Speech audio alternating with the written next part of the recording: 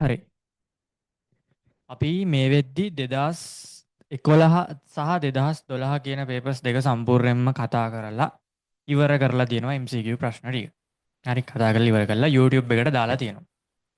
ඒතර අද කතා කරන්න තියෙන්නේ 2013 පේපර් එක. 2013 පේපර් එකේ සම්පූර්ණ MCQ ප්‍රශ්න ටික කතා කරලා ඉවර කරනවා. මේ වෙද්දි අපි පේපර් එකක් කරලා ඒ හැම එක ප්‍රශ්නවලට අදාළව තියරි සාකච්ඡා කරලා පේපර් වයිස් ගත්තොත්. හරිද? ක්වෙස්චන් වයිස් ගත්තොත් තියරි සාකච්ඡා කරලා ඉවර කරලා තියෙනවා. එතකොට දැන් මෙතන ඉඳන් ඉස්සරහට පරණ තියරි කරුණු හම්බුනොත්, ඒ කියන්නේ 2011 සහ 2012 පේපර්ස් වල අපි කතා කරපු තියරි කරුණු හම්බුනොත් එහෙම මම ඒ ප්‍රශ්නවල ගැඹුරට තියරි කතා කරන්නේ නැතුව ඒ ප්‍රශ්නට උත්තරේ දීලා ඉස්සරහට යනවා. හරි. එතකොට කලින් පේපර්ස් දෙක කතා කරන්න අපිට ගොඩක් වෙලා ගියා නම් මේ පේපර් එකෙන් සහ ඊළඟට ඉස්සරහට එන්න තියෙන පේපර්ස් වලින් ගොඩක් වෙලාවට කතා කරන්න ගත වෙන කාලය ඉතාමත්ම අඩු වෙන්න පුළුවන්. හරි. එහෙනම් පළවෙනි දේ. එතකොට කලින් පේපර්ස් දෙක කරලා නැත්නම් ඩිස්කෂන් එක බලලා නැත්නම් මේ දෙකත් බලන්න. මේ දෙක බලලා මේකට එනවා නම් තවත් හොඳයි. හරිද? ඊළඟට මේ කලින් ප්‍රශ්න වලට ආපු ළමයි ඉන්නවනේ. ඒගොල්ලොන්ට මම කිව්වා බගුවක් ගහගෙන මුලින්ම පාඩම ප්‍රශ්නය අංකේ ඊට පස්සේ ඒ ප්‍රශ්නය ඇවිල්ලා තියෙන්නේ මොන පාඩමෙන්ද ඒකට කොච්චර ලකුණු ඇවිල්ලා තියෙනවද කියලා බලාගන්න chart එකක් ඇඳගන්න කියලා. එතකොට මං හිතනවා මේක බලද්දිත් ඕගොල්ලෝ ඒ chart එක ඇඳගෙන ඇති කියලා. හරිද? ඒ වගේම 2013 පේපර් එකේ MCQ ටික කරලා තමයි මේ වීඩියෝ එක බලන්නේ කියලා මම හිතනවා. හරි. එතකොට අද මේක මං ලයිව් ඩිස්කෂන් එකක් විදිහට නෙවෙයි යන්නේ. මොකද ලබන ඒ කියන්නේ බ්‍රහස්පතින්දාට මට මේ ඩිස්කෂන් එක ලයිව් කරන්න බැරි වෙනවා. ඒ නිසා තමයි මම මේ කලින් රෙකෝඩ් කරලා දාන්නේ. මේක ඊට පස්සේ අපි 2014 ඉඳලා බ්‍රහස්පතින්දාට කරන්නේ නැතුව ඉරිදරයට වගේ බලමු ඩිස්කෂන් එක දාන්න. මම ඔයාලගේ group එකට link එක දාලා ඒ විදිහට වැඩේ කරගෙන යනවා සුපුරුදු පරිදි. හරි. මම තියරි ක්ලාස් එකෙත් කිව්වනේ. රිවිෂන් එකෙත් කියලා තියෙනවා. රිවිෂන් එක කිව්වේ නෑනේ. රිවිෂන් එක කිව්වේ නෑ. රිවිෂන් එක කියන්න තියෙනවා. එතකොට බ්‍රහස්පතින්දාට ලයිව් ඩිස්කෂන් එකක් දෙන්න බැරි වෙයි. කොහොමත් මම YouTube එකට දාන නිසා ඔයාලට ඉරිදට එන්න බැරි වුණත් අවුලක් නෑ. වෙන වෙලාවක සුපුරුදු පරිදි බ්‍රහස්පතින්දාටම හරි ගමන් නෑ. ඇවිල්ලා වීඩියෝ එක බලාගෙන වගේ වැඩේ කරගන්න. හරි. අපි යන් වැඩේට. තව මොනවද කියන්නේ? ඔච්චරයිනේ. හරි. එතකොට රිවිෂන් එක ගත්තොත් එහෙම අපි මේ වෙද්දී රිවිෂන් එක පටන් ගත්තේ සැප්තැම්බර් මාසේ පළවෙනි සතියේ ඉඳලා.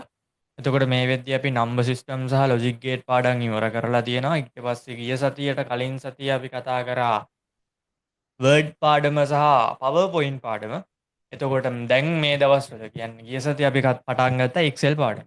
මේ Excel වල දෙවෙනි සතියේ එතකොට කවද්ද?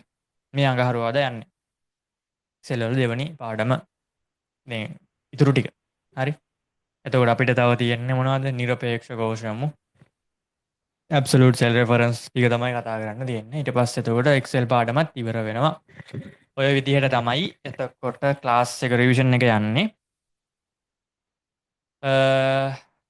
නොවැම්බර් මාසේ පළවෙනි සතියේ ඉඳලා අපි පටන් ගන්නවා ඔපරේටින් සිස්ටම් පාඩම. දෙසැම්බර් මාසේ පළවෙනි සතිය අපි මට මතක විදිහට පැස්කල් පාඩම කරන්න තියෙන්නේ. මම ටයිම් ටේබල් එක දුන්නනේ ඔයාලට. ඒකේ විදිහට අපි කරගෙන යමු. හරි. දැන් ගන්න එහෙනම් 2013 පේපර් එක මම හිතනවා ඔයාලා MCQ එක කරලා ඉවර වෙලා තමයි මේ ඩිස්කෂන් එක බලන්න කියලා. එහෙම නැත්නම් ඉස්සෙල්ලාම පේපර් එක කරන්න කරලා ඉවර වෙලා එන්න ඩිස්කෂන් එක බලන්න. හරිද? පළවෙනි ප්‍රශ්නේ තියෙනවා 2013 පේපර් එක. එතකොට අපිට කතා කරන්න තියෙන්නේ 2013 පේපර් එකේ පළවෙනි ප්‍රශ්නේ තියෙනවා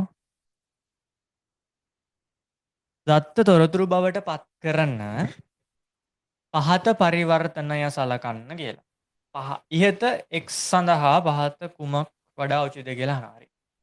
පළවෙනි ප්‍රශ්නේ තියෙනවා 2013 පේපර් එකේ.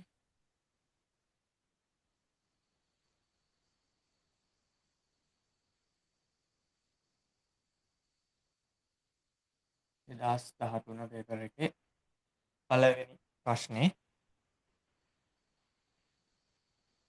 13 කියන එක පේන්නේ නැහැ නේ.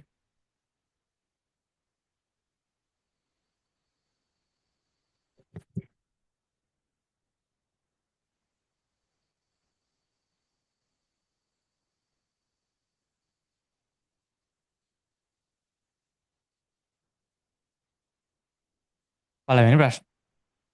මුලින්ම තියෙනවා දත්ත ඊට පස්සේ ඊතලයක් දාලා තියෙනවා x කියලා තියෙනවා ඊට පස්සේ තොරතුරු කියලා දෙනවා බලමු.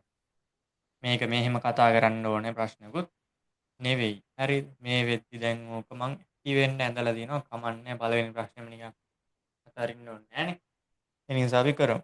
තොරතුරු.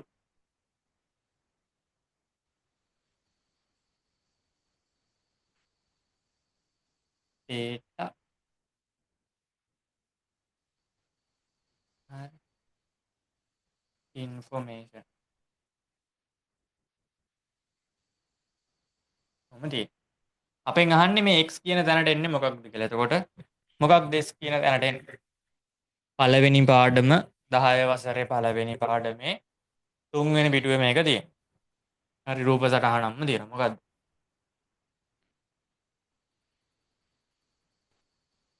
process. සැකසීම.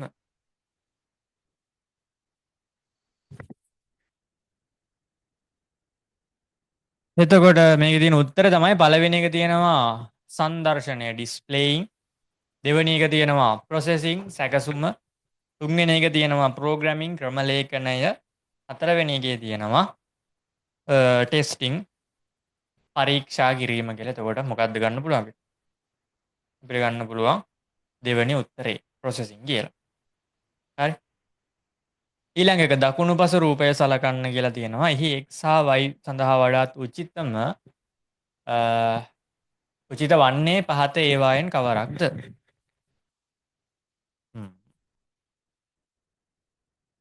මේ ප්‍රශ්නේ මීට කලිනුත් කරා වගේ මම මතකයි. x හා y සඳහා වඩාත් උචිත වන්නේ කවරක්ද කියලා දෙනවා. මෙන්න මෙහෙම රූප සටහනක්.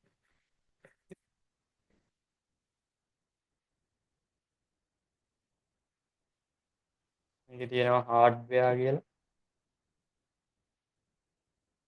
රුඩාංග. ඊපස්සේ මෙහෙම රවුමක් තියෙනවා. ඒකේ x කියලා දාලා තියෙනවා. මොන තව රවුමක් තියෙනවා. ඒකේ y කියලා දාලා තියෙනවා. අන්තිම එකේ පරිශීලකයා කියලා තියෙනවා user.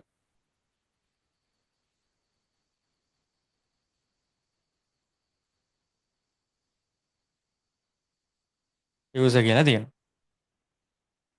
හරි. එතකොට හાર્ඩ්වෙයාර් තියෙනවා පරිශීලකයා තියෙනවා. අපිට පළවෙනි උත්තරේ තියෙනවා x කියලා කියන්නේ මෙහෙයුම් පද්ධතිය. දෙවෙනි උත්තරේ තියෙනවා y කියලා කියන්නේ මෘදුකාංග. එතකොට දෙවෙනි උත්තරේ තියෙනවා x කියන්නේ යෙදුම් මෘදුකාංග, y කියන්නේ මෙහෙයුම් පද්ධතිය. තුන්වෙනි එකේ තියෙන උපයෝගිතා මෘදුකාංග මෙහෙයුම් පද්ධතිය. හතරවෙනි එකේ තියෙනවා යෙදුම් මෘදුකාංග උපයෝගිතා මෘදුකාංග කියලා.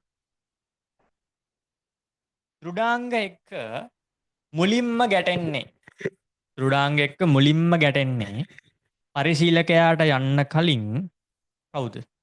දෘඩාංගයක් එක්ක මුලින්ම ගැටෙන්නේ. මම දැන් මුලින්ම ඔපරේටින් සිස්ටම් පාඩම කතා කරන්නේ.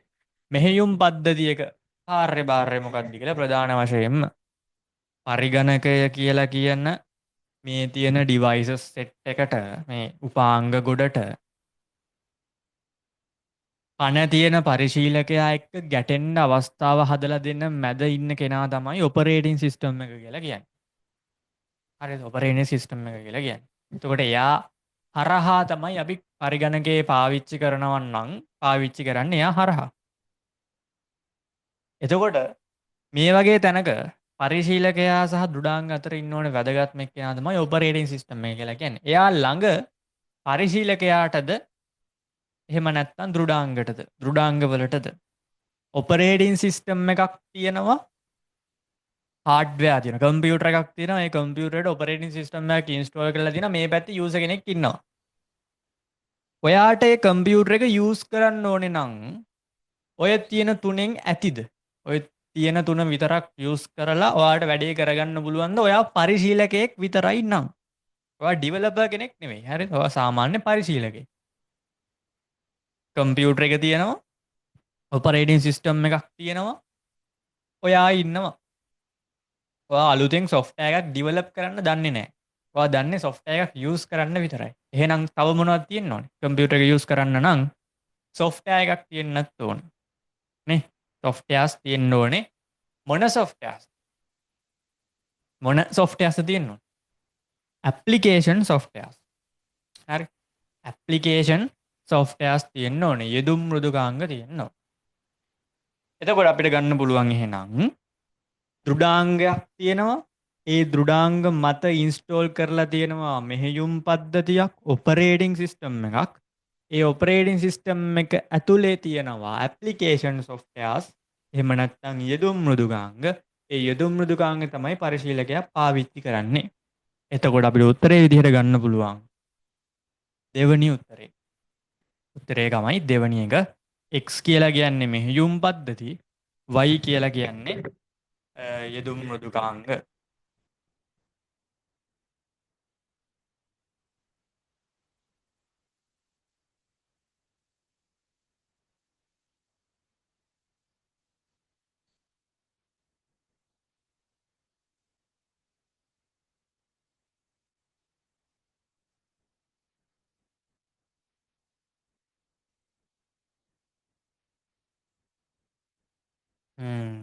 y කියන්නේ ඇප්ලිකේෂන් සොෆ්ට්වෙයාර්ස්.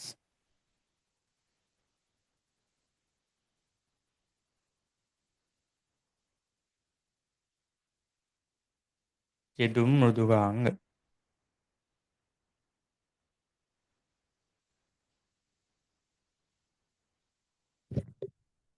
හරි. ඔහොම තමයි දෙවනි ප්‍රශ්නෙට උත්තර ලියන්න පුළුවන් වෙන්නේ.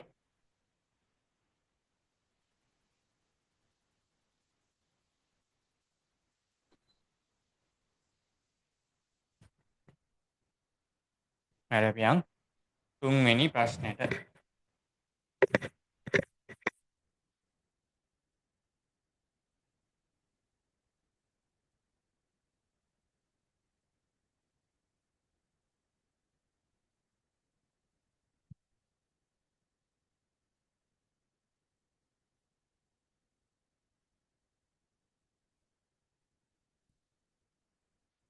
තුන්වෙනි ප්‍රශ්නෙට. හරි. පහත දක්වා ඇති නූතන ආචයන මාධ්‍ය ස්ටොරේජ් ඩිවයිසස් ධාරිතාව වැඩි වෙන අනුපිළිවෙලට දක්වන්න කියලා කියනවා. සංයුක්ත තැටි, සංයුක්ත බහුවිධ තැටි, දෘඩ ඩිස්කය කියලා තියෙනවා පළවෙනි උත්තරේ. වැඩි වෙන පිළිවෙලටනේ අහන්නේ. වැඩි වෙන අනුපිළිවෙලට. ඒ කියන්නේ අඩු එකේ ඉඳලා වැඩි එකට. සංඛ්‍යාංග බහුවිධ තැටි, සංඛ්‍යාංග තැටි, දෘඩ තැටි. එකම උත්තර ටික තියෙන්නේ. එතකොට එහෙම ගත්තොත් එහෙම වැඩිම කැපැසිටි එකක් තියෙන එක්කෙනා තමයි හાર્ඩ් ඩිස්ක් එක කියලා කියන්නේ. අඩුම එක්කෙනා තමයි CD කියලා කියන්නේ. එහෙම ගත්තොත් අපිට ගන්න පුළුවන් CD, DVD, hard disk.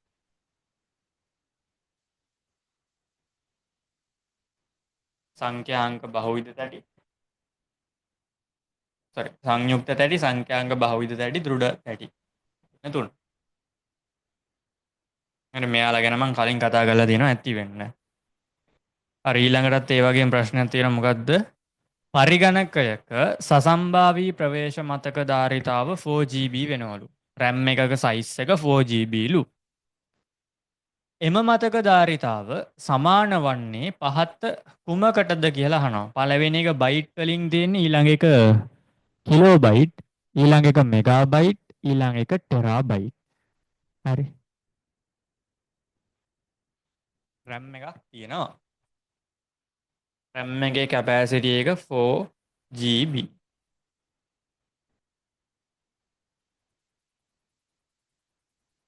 GB තමයි තියෙන්නේ. හරි. අපි ඉස්සෙල්ලාම මොකද කරන්නේ එහෙනම්? 4GB එක්කෙනාව මෙගාබයිට් වලට කන්වර්ට් කරලා බලමු මෙයාට සමාන මෙගාබයිට් වලින් උත්තරයක් තියෙනවද කියලා. කොහොමද කරන්නේ? මම මේ 4 කෙනෙක් කෙනාව ලියා ගන්නවා 2 දෙවෙනි බලය කියලා, කිසි අවුලක් නැහැ. හරි 2 2 4යි 2 දෙවෙනි බලය. ගුණ කරනවා මේ GB කියන එක අපිට ලියන්න පුළුවන්නේ 1 GB කියලා. හරි, එක ගුණ කිරීම GB කිව්වොත් ප්‍රශ්නයක් නැහැ. එකෙන් ගුණ කරාම ඒකමනේ එන්නේ. ඒ නිසා අවුලක් නැහැ. ඊට පස්සේ අපිට පුළුවන් මම මෙහෙට සමාන ගුණ දාන්න ෂේප් එකේ. දෙකේ දෙවනි බලය ගුණ කරනවා GB එකක් කියලා කියන්නේ අපි දන්නවා 1024යි මෙගාබයිට්. මෙගාබයිට් 1024ක් තමයි ගිගාබයිට් එකක් වෙන්නේ කියලා අපි දන්නවා. මට පුළුවන් මේ 1024 කියන එක ලියන්න දෙකේ දෙවනි බලය ගුණ කිරීම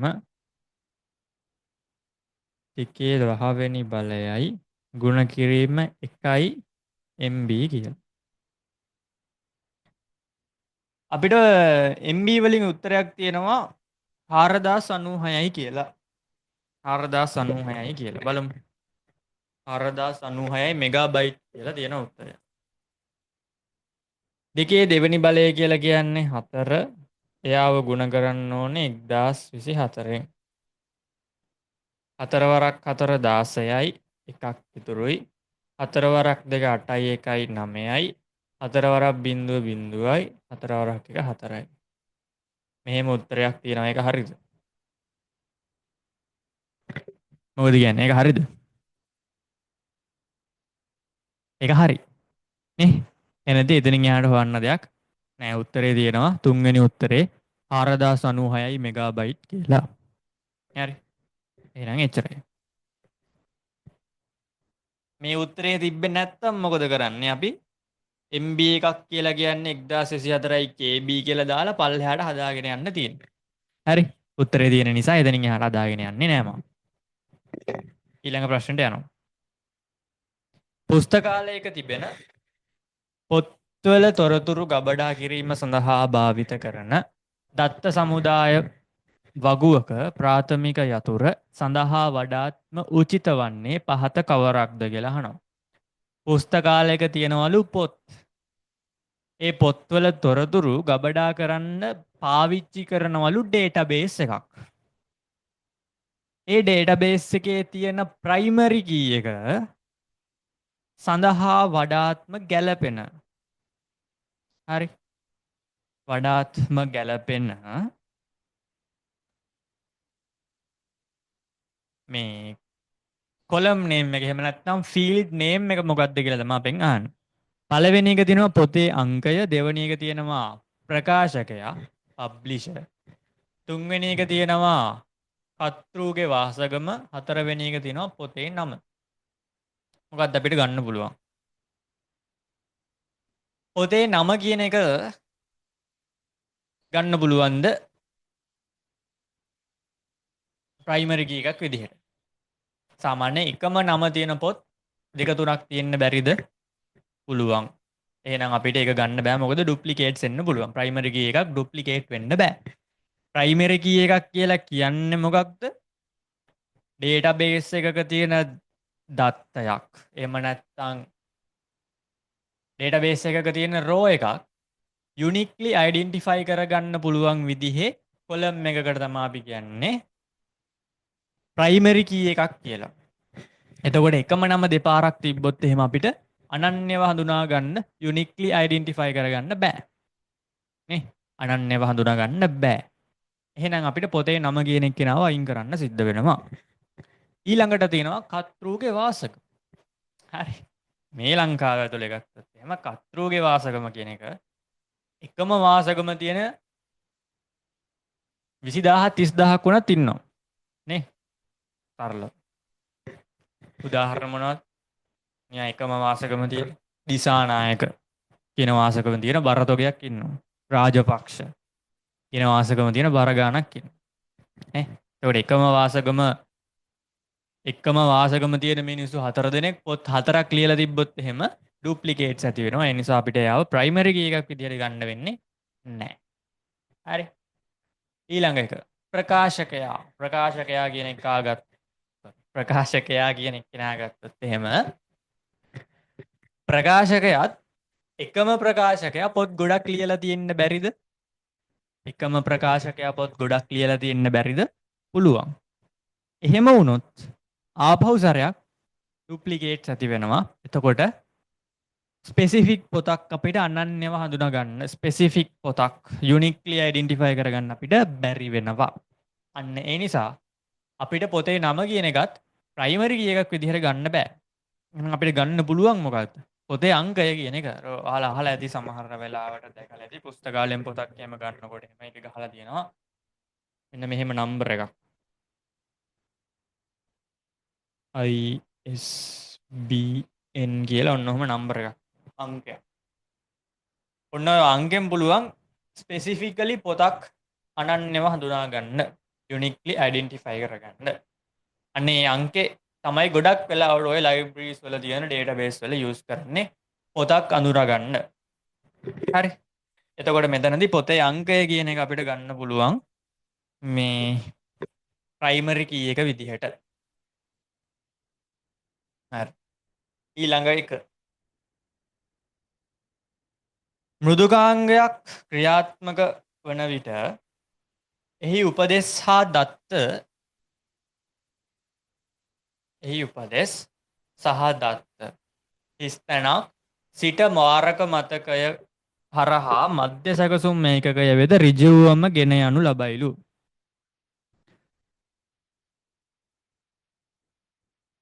මෘදුකාංගයක් ක්‍රියාත්මක වන විට එහි උපදෙස් සහ දත්ත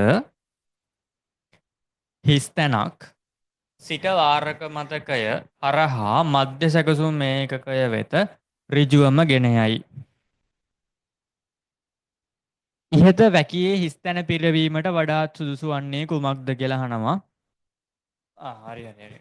දැන් තේරුණේ ප්‍රශ්නේ. මොකක්ද කියන්නේ? 6 වෙනි ප්‍රශ්නේ.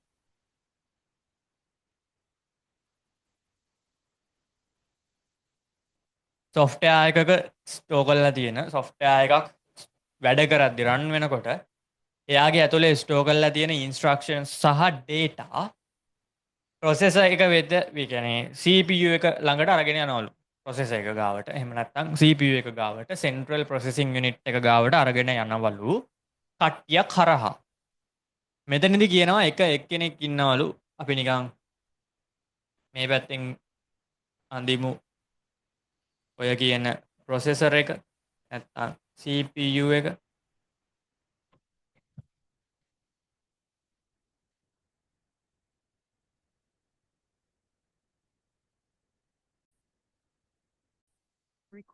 හරි ප්‍රොසෙසර් එක ළඟට අරගෙන යනවා. ඒතර මේ තියෙන CPU එක කියලා අපි ගමු. CPU එකත් එක්කම ළඟම ඉන්න එක්කෙනා තමයි රෙජිස්ටර් කියලා කියන්නේ. එතකොට මෙතන රෙජිස්ටර් ගැන සම්බන්ධයක් නැහැ. නේ? ඔව්. රෙජිස්ටර් එක ගැන සම්බන්ධයක් නැහැ.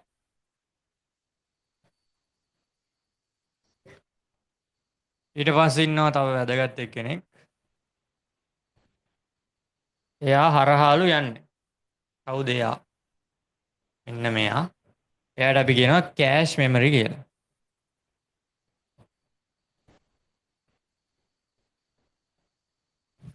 වාරක මතකය.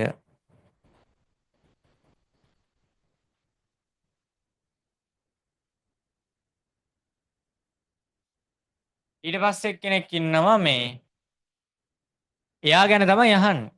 එයාගේ ඉඳලා කෑෂ් මෙමරි එක හරහාලු CPU එකට අරගෙන යන්නේ data. කවුද මෙයා? මෙයා තමයි අපේ පරිගණකයේ ඉන්න ප්‍රධාන මතකය.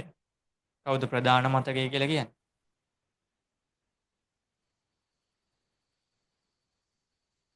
කවුද ප්‍රධාන මතකය?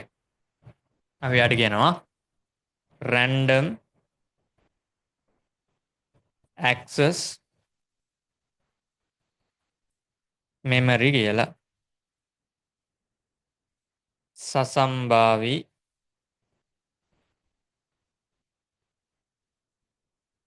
ප්‍රවේශ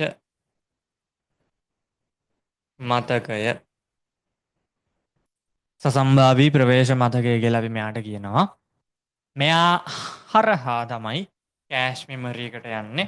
ඊට අමතරව ගත්තොත් එහෙම ඔය සොෆ්ට්වෙයාර් එක ගොඩක් වෙලාවට කොහොමත් ඉන්ස්ටෝල් කරලා තියෙන්නේ කම්පියුටර් එකට ඉන්ස්ටෝල් කරලා තියෙනවා නම් ඔය software එක ඉන්ස්ටෝල් කරලා තියෙන්නේ මෙන්න මෙයාගේ ඇතුලේ. හවුද මෙයා?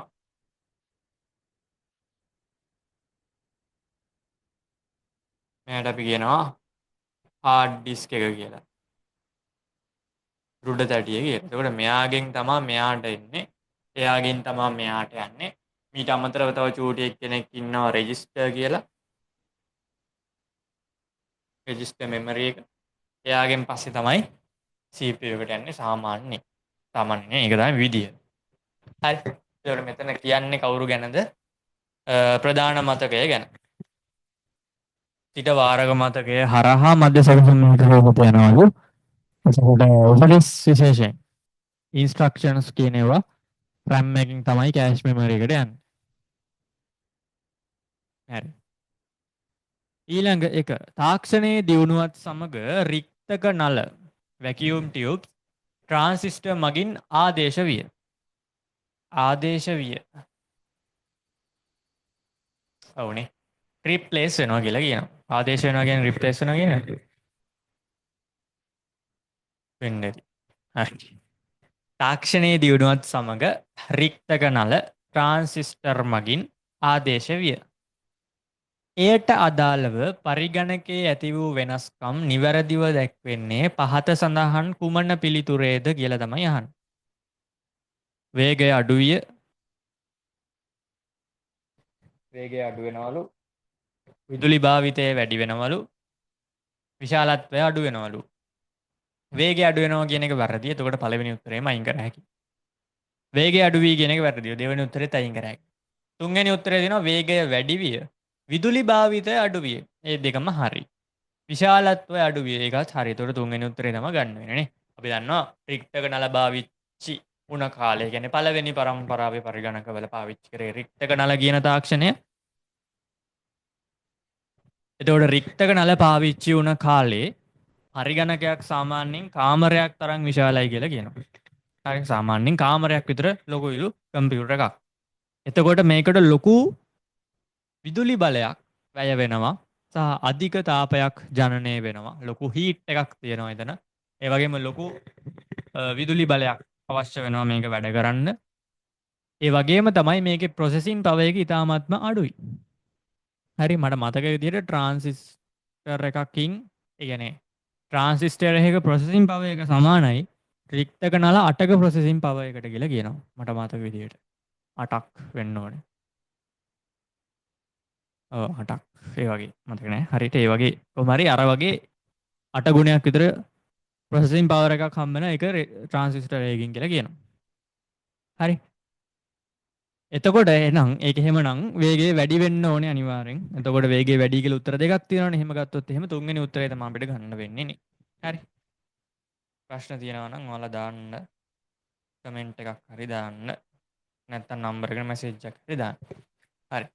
ඊළඟ ප්‍රශ්නේ ක්‍රමලේඛන භාෂාව පිළිබඳ පහත කවරක් නිවැරදි වේද? වීමය සංකේත යොදාගෙන ක්‍රමලේඛන ලිවිය හැකිය කියලා කියනවා. ක්‍රමලේඛන ලියන්න පුළුවන්ද? ප්‍රෝග්‍රෑම්ස් ලියන්න පුළුවන්ද? මැෂින් ලැන්ග්වේජ් එක යූස් කරලා මොකද කියන්නේ?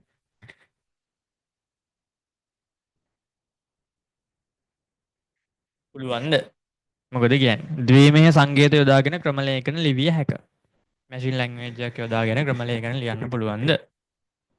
ඊළඟ ප්‍රශ්න තියෙනවා ඇසෙම්බලි භාෂාව ක්‍රමලේඛන ඇසෙම්බලර් භාවිතයෙන් යන්ත්‍ර භාෂාවට පරිවර්තනය කරයි. ඒක හරිනේ. ඇසෙම්බලි භාෂාව තමයි ඇසෙම්බලර් තමයි ඇසෙම්බලි භාෂාව යන්ත්‍ර භාෂාවට පරිවර්තනය කරන ට්‍රාන්ස්ලේටර් වෙන්නේ නේ. අපි කතා කරනවා ට්‍රාන්ස්ලේටර්ස්ලා තුන් දෙනෙක් ගැන.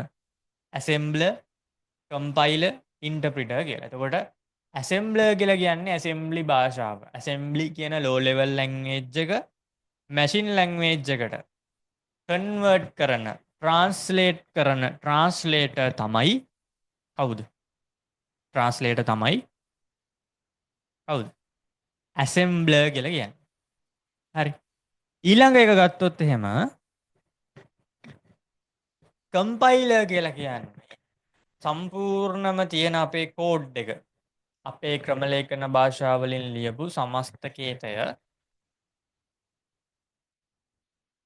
එකපාර සමස්ත කේතයම එකපාර මැසින් ලැංවේජ් එකට ට්‍රාන්ස්ලේට් කරන ට්‍රාන්ස්ලේටර් තමයි කම්පයිලර් කියලා කියන්නේ. එතකොට ඉන්ටර්ප්‍රිටර් කියලා කියන්නේ එහෙම නැත්නම් අර්ථ වින්‍යාසකය කියලා කියන්නේ කවුද?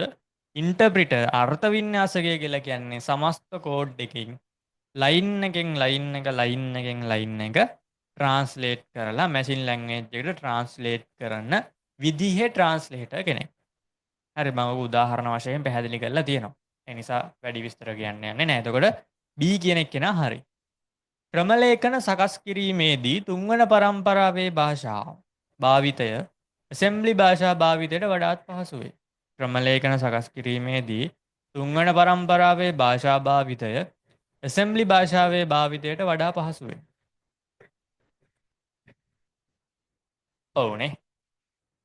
තුන්වෙනි පරම්පරාවේ භාෂා මෙහෙමනේ ඔව් පටලලා තියෙන්නේ. ප්‍රශ්නේ කියන්නේ මේකයි. තුන්වෙනි පරම්පරාව වෙද්දි මොකද වෙන්නේ? හයි ලෙවල් ලැන්ග්වේජස් ආවා. නේ මයික්‍රෝ ප්‍රොසෙසර්ස් පාවිච්චි කරා, රුද්‍ර සකසනයන් පාවිච්චි කරා, IC මේ ප්‍රධාන තාක්ෂණයේ විදිහට පාවිච්චි වුණේ. එතකොට ওই කාලෙ වෙද්දි ලෝ ලෙවල් ලැන්ග්වේජ් රීප්ලේස් වෙලා හයි ලෙවල් ලැන්ග්වේජ් එන්න ගත්තා. එතකොට හයි ලෙවල් ලැන්ග්වේජ් කියන එක මානව භාෂාවට ඉතාමත්ම සමීපයි. හරි මානව භාෂාවට ඉතාමත්ම සමීපයි. ඒ කියන්නේ ඇසෙම්බලි භාෂාවට වඩා මාර ලේසි හයි ලෙවල් ලැන්ග්වේජ් එක. අපි කතා කරන සාමාන්‍ය ඉංග්‍රීසි භාෂාවට සමාන භාෂාව. තුන්වෙනි පරම්පරාවේදී දැන් තරම් කොලිටි අර ලේසි ප්‍රෝග්‍රමින් ලැන්ග්වේජ් තිබ්බේ නැහැ. හැබැයි සාපේක්ෂව ගත්තොත් ඇසෙම්බලි ලැන්ග්වේජ් එකට සාපේක්ෂව හයි ලෙවල් ලැන්ග්වේජස් මානවයාට මිනිස්සුන්ට තේරුම් ගන්න පහසුයි. නේ? ඒතර මෙතන කියන්නේ තුන්වෙනි පරම්පරාවේ ආපු පරිගණක භාෂා ඇසෙම්බලි භාෂාවට වඩා පහසුයි කියන එක ඒ කතාව හරි. එතකොට B හා C කියන දෙකම සත්‍යයි කියලා අපිට ගන්න පුළුවන්. B හා C කියන දෙකම සත්‍යයි. පළවෙනි එක ගත්තොත් ද්විමය සංකේත යොදාගෙන ක්‍රමලේඛන ලියන්න පුළුවන්ද අපිට? ක්‍රමලේඛන ලියන්න බෑ. අපි ක්‍රමලේඛන ලියන්නේ ක්‍රමලේඛන භාෂාවෙන්. හරි. මැෂින් ලැන්ග්වේජ් එකකින් ඒ කියන්නේ ද්විමය භාෂාවෙන් ලිව්වොත් ඒක යාන්ත්‍ර භාෂාවක් බවට පත් වෙනවා. ඒ කියන්නේ යාන්ත්‍ර භාෂාවෙන් ලියපු කේතයක් බවට පත් වෙනවා. ඒක ක්‍රමලේඛනයක් වෙන්නේ නැහැ. හරි. ඒක දෙකටම ගන්නත් පුළුවන්. මෙතනට අනුව අපිට ගමු තුන්වෙනි උත්තරේ විදිහට B හා C. 127 සංඛ්‍යාව තුල්‍ය වන්නේ කුමකටද කියලා අහලා දෙනවා. සරල ප්‍රශ්නයි.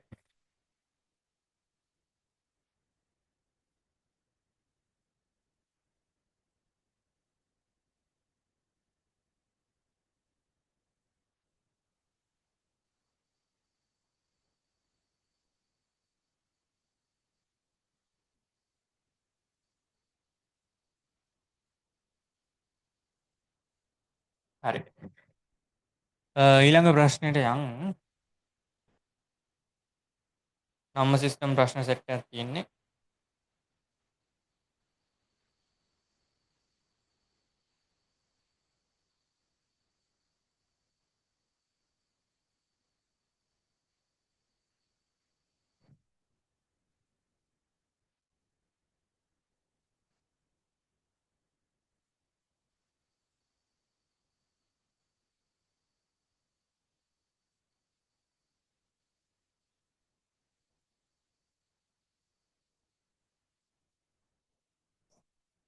එකසිය විසි හත කියන 10 පාදයේ සංඛ්‍යාවට තුල්‍ය වෙන වන්නේ පහත කුමකටද කියලා අහනවා. පහත කුමකටද කියලා අහනවා බර. 127. මුත්‍තන ප්‍රශ්න. මම දැන් අර බෙදන විදියට හදන්නේ නැහැ. හරි. ඇති වෙන්න බෙදලා තියෙනවා. අපි අපේ සුපුරුදු ක්‍රමයට හදමු. 127. ඔව් 127. 10 පාදයේ සංඛ්‍යාවක් අපිට පරිවර්තනය කරන්න තියෙන්නේ දෙකේ පාදයට. 124 වඩා අඩු දෙකේ බලයක් විදිහට තියෙන්නේ 64 කියන එක වෙනවා. නේ? ඒතකොට 64 කියන එක්කෙනාට අපි එකක් කියලා දානවා. අපි නේ ඔඩිනුත් දාගමු නිකන් පැහැදිලි වෙන්න. 64 ඊට පස්සේ තියෙන්නේ 32 ඊට පස්සේ 16 8 4 2 සහ 1. 64ට 32ක් එකතු වුණාම කීයද? 6යි 96යි. අවුලක් නැහැ. 96ට 16ක් එකතු වුණාම කීයද? 6 6 12යි 96යි 10යි 106යි 106යි 4යි 110යි 112යි නේ. ඔව්. තව පුළුවන්. 112යි 8යි 112යි 8යි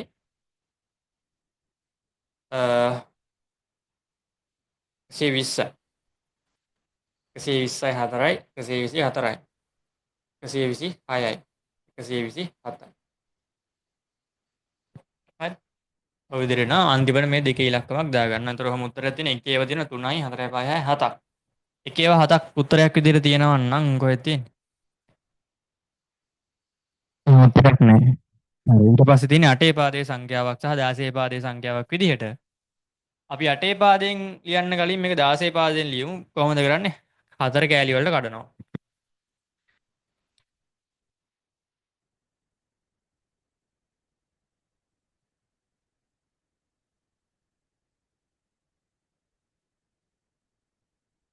එතකොට මෙතන F කියලා එනවා.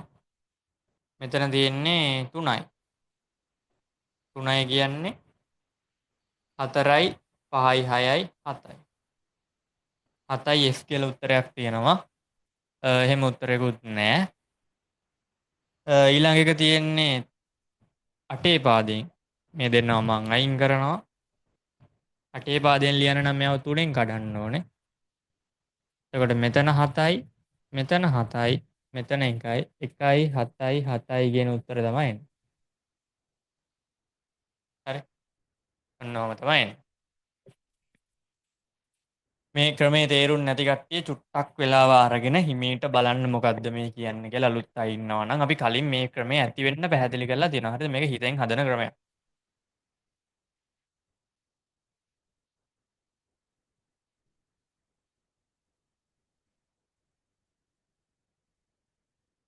වීඩියෝ එක ආපහු පිටිපස්සට අරගෙන try කරලා බලන්න මොකද්ද මේ කියන්නේ කියලා. එතකොට තේරෙයි. හරි ඊළඟ ප්‍රශ්නේ.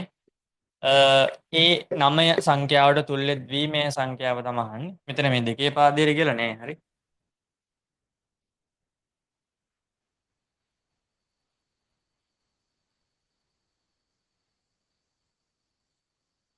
ඒ 9 කියන සංඛ්‍යාවට තුල්‍ය ද්විමේය සංඛ්‍යාව අහන්නේ. එතකොට මේ 9 කියන එක අපිට ලියන්න පුළුවන් මේක මෙහෙම කඩනවා දෙකට. 9 කියන එක අපිට ලියන්න පුළුවන් 8 4 2 1න් 8ට එකක් දානවා 1ට එකක් දානවා මේ දෙන්නට බිංදුව දානවා. 8 4 2 1 8 ඒවා 1යි ඒ කියන්නේ 10නේ 2ට 1යි අනිත් ඒවාට බිංදුව. එතකොට ද්විමේය සංඛ්‍යාවක් ඉදිරියට අපි ලියන්න පුළුවන් 1.0යි 1.0යි 1යි බිංදු 2යි 1. අපි තියරි කරද්දි මීට වඩා මේවා පැහැදිලි කරලා තියෙනවා. මේවා හැදෙන්නේ කොහොමද කියලා පාවිච්චි කරලා තියෙනවා. කියලා දීලා තියෙනවා. මේ තියෙන්නේ කෙටි ක්‍රම. හරි. බැලුවා ලිව්වා ඉවරයි. තියරි ඉගෙන ගද්දි මෙහෙම කෙටි ක්‍රම ඉගෙන ගන්න එපා ඔයාලා කවදාවත්. තියරි ඉගෙන ගන්නකොට මේක වෙන්නේ කොහොමද කියන එක අවබෝධ කරගන්න ඉගෙන ගන්න. එතකොට මොන විදිහේ ප්‍රශ්නයක් ආවත් ඔයාට ජීවිතේට පාස් පේපර්ස් වල අහලා නැති ප්‍රශ්න වුණත් ජීවිතේට ඔයා පේපර් එකක දැකලා නැති ප්‍රශ්නයක් වුණත් තියරි එක ඔයාගේ ඔළුවේ තියෙනවා නම් පැහැදිලිව හරි තියරි එක මේක වෙන්නේ මොකක්ද කියලා ඔයාගේ ඔළුවේ තියෙනවා නම් ඕන ප්‍රශ්නයකට උත්තර ලියන්න පුළුවන්.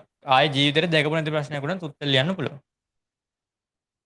එහෙනම් අනිවාර්යෙන් මතක තියාගන්න තියරි එක ඔළුවට දාගෙන ඉන්න ඕනේ කියලා. ඊට පස්සේ කෙටි ක්‍රම වලින් හදන්න කිසි ප්‍රශ්නයක් නැහැ.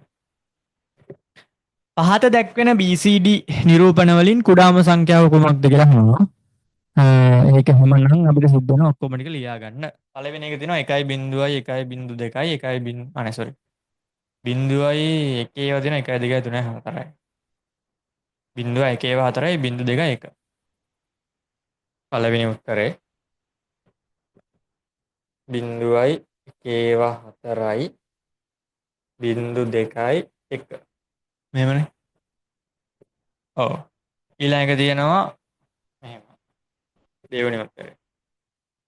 1යි බිංදු තියෙනවා 3යි 4යි 5යි 6යි 7යි.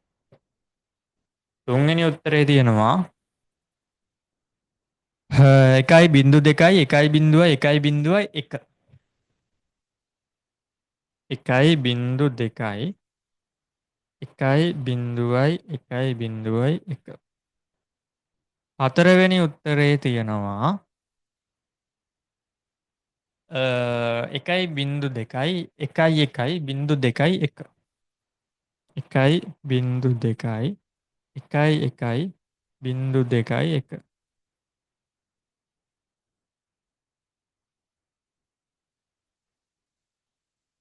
හරි. ඔය හතර තමයි තියෙන්නේ. අපෙන් අහන්නේ BCD බයිනරි කෝඩඩ් ඩෙසිමල් නිරූපණයන්ගේ කුඩාම එකක. එතකොට BCD වල අපි දන්නවා BCD වල බිංදුවේ ඉඳලා 9 වෙනකන් තියෙන සංඛ්‍යා ටික තමයි සම්මත සංකේත විදිහට අපි පාවිච්චි කරන්නේ. බිංදුවේ ඉඳලා 9 වෙනකන් තියෙන ටික. හරි. අපිට පුළුවන් BCD වල දෙකේ 4 වෙනි බලයක් එහෙම නැත්නම් එකිනෙකට වෙනස් අනුලක්ෂණ 16ක් කැරක්ටර්ස් 16ක් නිරූපණය කරන්න පුළුවන් BCD වලින්. හැබැයි 16ක් නිරූපණය කරාට අපිට පාවිච්චියට ගන්න පුළුවන් වෙන්නේ 10යි. බිංදුවේ ඉඳලා 9 වෙනකන් කියන 10 තමයි පාවිච්චියට ගන්න පුළුවන් වෙන්නේ. එතකොට ඒ සෙට් එකෙන් කුඩාම සංඛ්‍යාව මොකක්ද කියලා තමයි අහන්නේ. බලමු. මේ කීයද තියෙන්නේ? මේ තියෙන්නේ මෙතන තියෙන්නේ 1 2 4 8. 1 2 4 8නේ තියෙන්නේ. ඒතර අපිට ගන්න පුළුවන් මේ මොකක්ද කියලා. 4යි 5යි 6යි 1යි 7යි. 8යි 1යි 9යි. මෙතන මොකක්ද තියෙන්නේ? 8. මෙතන 8යි 1යි 9යි 4යි 1යි 5යි. මෙතන 8යි 1යි 9යි 8යි 1යි 9යි.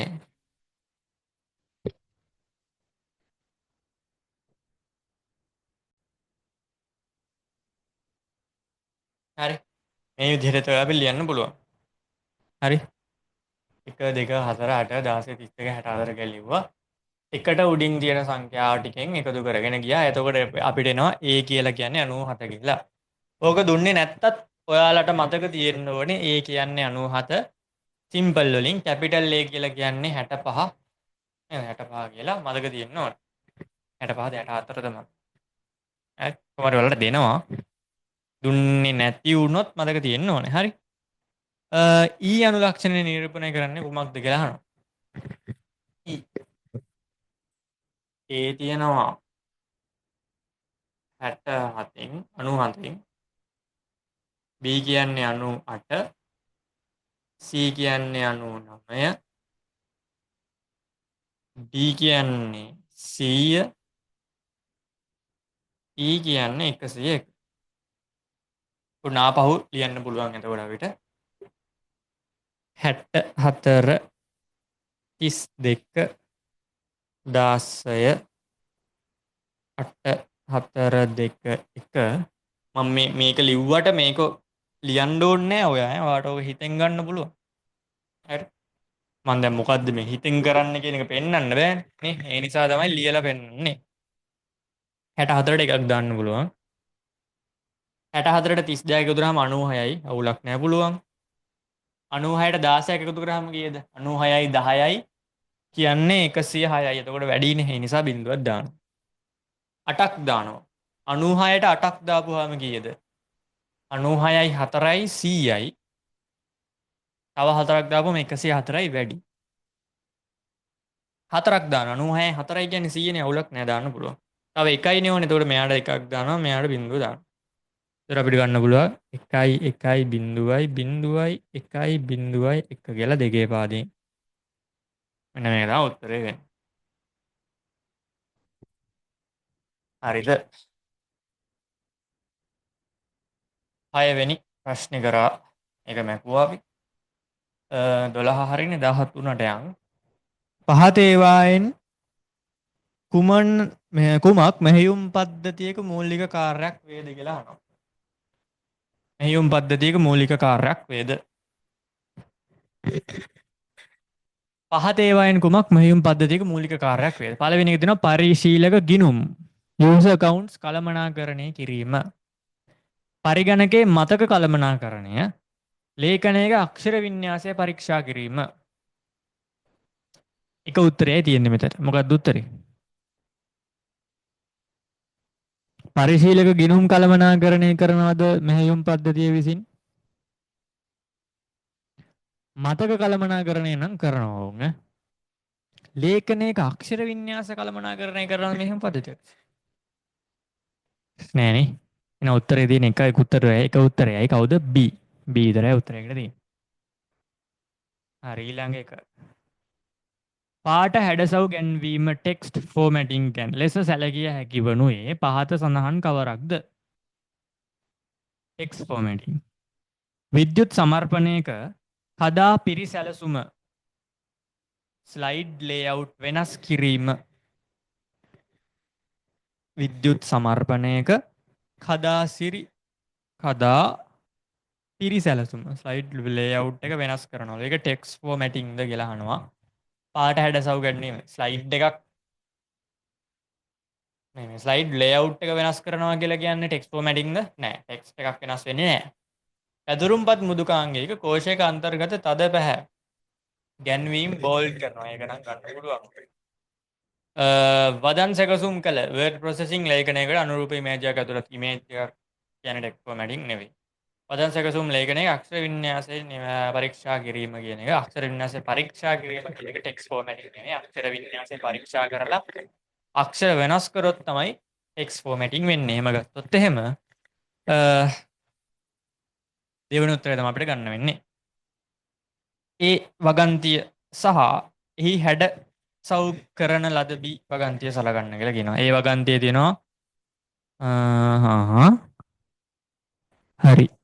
ඒ හා B මගින් මේවලම් මොනවද කියලා අහන්නේ. අන්ඩර්ලයින් කරලා තියෙනවා. එතකොට අන්ඩර්ලයින් කරලා උත්තර තුනක් තියෙනවා. ඊට පස්සේ ඉටැලික් කරලා තියෙනවා නේ. ඉටැලික් කරලා නැද්ද? තියෙනවනේ. බෝල් කරලා නැහැ නේ. එතකොට දෙවෙනි උත්තරේ ගන්න බෑ. බුලට් එකක් මොකුත් දාලත් නැහැ. එතකොට පළවෙනි උත්තරේ ගන්නත් බෑ. එහෙම වුණොත් ඉතින් තුන්වෙනි උත්තරේ තමයි ගන්න වෙන්නේ. අපිට හිතන්න වෙනවා ඉටැලික් කරලා තියෙනවා කියලා. මට නම් පේන්නේ නැහැ. හැබැයි ඉටැලික් කරලා තියෙනවා වගේ. කොහොම හරි. ඒක තමයි අපිට ගන්න වෙන්නේ. පදන් සකසන මෘදුකාංගයක් භාවිතයෙන් සංස්කරණය කරන ලේඛනයක පාට කොටසක් ලේඛනයේ එක් තැනකින් ගලවා තවත් තැනකට ගෙන යාම සඳහා අදාළ පාට කොටස තෝරා ඒ කර කර්සරය ලේඛනයේ අවශ්‍ය ස්ථානයට ගෙන ගොස් B කරන්න කියලා කියනවා. පදන් සකසන මෘදුකාංගයක් භාවිතයෙන් සංස්කරණය කරන ලේඛනයක පාට කොටසක් ලේඛනයේ එක් තැනකින් ගලවලා තවත් තැනකට අරගෙන යන්න ඕනලු. ඒ කියන්නේ කොපි පේස්ට් කරන්න ඕනලු. එහෙම නැත්නම් ගලවලා අනිත් තැනකට අරන් යනවා නම් කට් පේස්ට් කරන්න ඕනේ. කොපි පේස්ට් කරනවා කියලා කියන්නේ තියෙන තැනම තියලා ඒකේ කොපි එකක් තව තැනකට අරගෙන යනවා කියන එක. කට් පේස්ට් කරනවා නම් වෙන්නේ තියෙන තැනින් ගලවලා වෙන තැනකට ගිහිල්ලා අලවනවා කියන එක. එතකොට පළවෙනි උත්තරේ තියෙනවා කොපි ඉන්සර්ට් කියලා. එතකොට වැරදි. ඉන්සර්ට් කියන එක යූස් කරන්න බෑනේ මේක. අලවන්නේ. දෙවෙනි උත්තරේ තියෙනවා කොපි පේස්ට් කියන එක ගන්න බෑ. තුන්වෙනි උත්තරේ තියෙනවා cut and insert කියලා. එතකොට insert කියන එක අපිට ගන්න බෑ. හතරවෙනි උත්තරේ මොකද්ද? cut paste. එතකොට හතරවෙනි උත්තරේ තමයි අපිට ගන්න වෙන්නේ. හරි. 17. A average B කියන්නේ ආහම් තියෙනවා. මේවායින් කුමක් නිවැරදි පැදුරුම්පත් ශීත වේද කියලා අහනවා. බලමු අපි.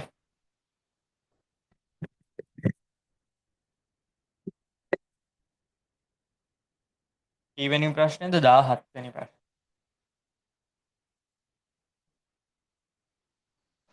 A equal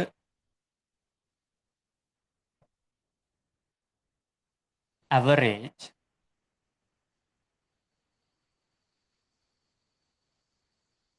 ඇවරේජ් කියන්නේ A1 ඉඳලා D5 වෙනකම්. B කියන්නේ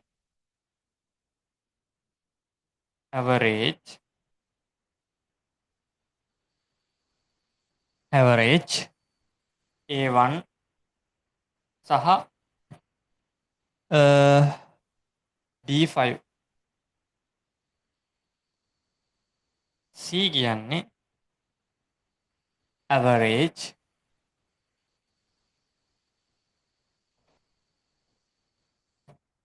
A1 ඉඳලා D5 වෙනකම් සහ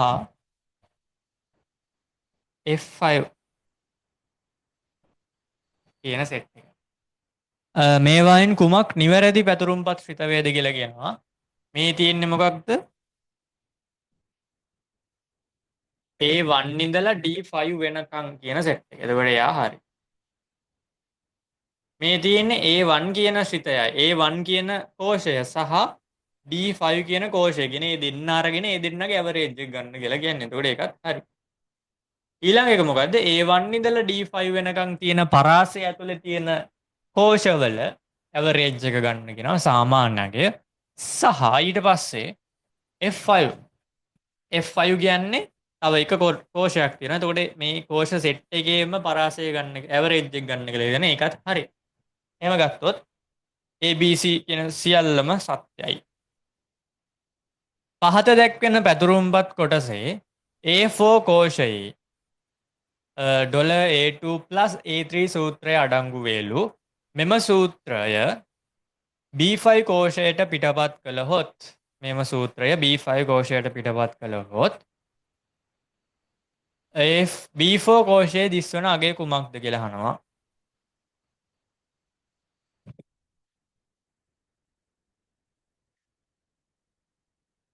සහ 9 sorry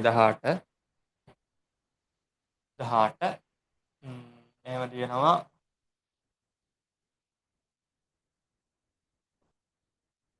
මෙයා A සහ මෙයා B. පළවෙනි එකේ මොකුත් නැහැ. දෙවෙනි එකේ තියෙනවා 3යි 4යි.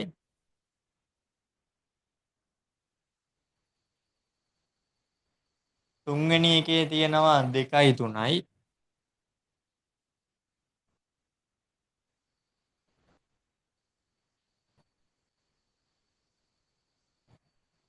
හතරවෙනි එකේ තියෙනවා 5 කියලා. හරිද? 5 කියලා දෙනවා.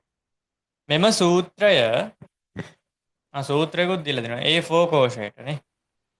A4 කෝෂයට අදාළව සූත්‍රයක් දීලා දෙනවා මෙයාට. මොකද්ද සූත්‍රය තියෙන්නේ? $A2 equal $A2 plus A3. ඔන්න ඔහොම තමයි තියෙන්නේ. B4 කෝෂයට පිටපත් කළහොත් B4 කෝෂයේ දිස්වන අගය කුමක්? මේක මෙහාට අදිනවලු.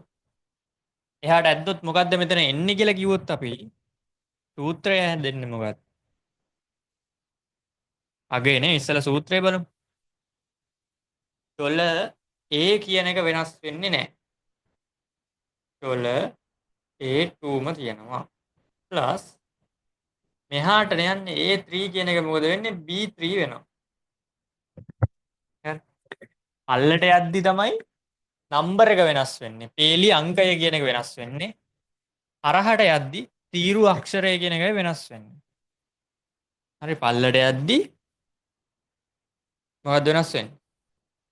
පේලි අංකයනේ. පේලි අංකය රෝ නම්බර් එක මෙහෙට යද්දි කොලම් ලෙටර් එක තමයි වෙනස් වෙන්නේ. $A2 කියන එක වෙනස් වෙලා නැහැ. ඒ කියන්නේ මෙයා ඒ විදිහටම එනවා. 3. එයාට එකතු වෙනවා B3 කියන එක න. B3 3. එතකොට මෙයාගේ වැලියු එක 6 වෙනවා. 6 කියලා උත්තරයක් තියනවද? තියෙනවා දෙවෙනි උත්තරේ. හරි එතකොට මෙතන එන උත්තර මොනවද?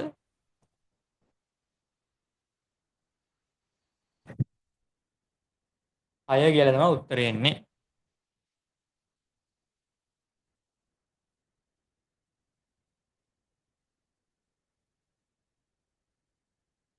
හරි. 19 වෙනි ප්‍රශ්නෙට යමු. ශ්‍රී ලංකාවේ ජංගම දුරකථන සම්බන්ධතා සංඛ්‍යාව දැක්වෙන පහත සටහන් ඇතුරුම්පත් කොටස සහ අදාළ ප්‍රස්ථාරය සලකන්න. ප්‍රස්ථාරයේ X හා Y අක්ෂ සඳහා දිය යුතු නිවැරදි කෝෂ පරාස මොනවාද? X හා Y අක්ෂ සඳහා දිය යුතු නිවැරදි කෝෂ පරාස. X අක්ෂයේ තියෙන්නේ 2009 2010 කියන year එක. ඒතකොට year එක තියෙන්නේ කොහෙද? B2 ඉඳලා B6 වෙනකම් පරාසය. B2 ඉඳලා B6 වෙනකම් පරාසය තියෙන්නේ. නෑ. C2 B3 ඉඳලා 6 වෙනකම් පරාසය තමයි තියෙන්නේ year එක X අක්ෂය සඳහා. C එකේ තුනේ C3 ඉඳලා C6 වෙනකම් තියෙන පරාසය තමයි 50000 නේ තියෙන්නේ 25000 එහෙම නේද? කනෙක්ෂන් සංඛ්‍යා හරි. එතකොට C3 ඉඳලා C6 වෙනකම් තියෙන ටික තමයි y ට එන්න වෙන්නේ. එතකොට y අක්ෂයට හැම ගත්තොත් දෙවෙනි උත්තරය තමයි අපිට ගන්න වෙන්නේ. ඊළඟට 20 වෙනි ප්‍රශ්නේ තියෙනවා.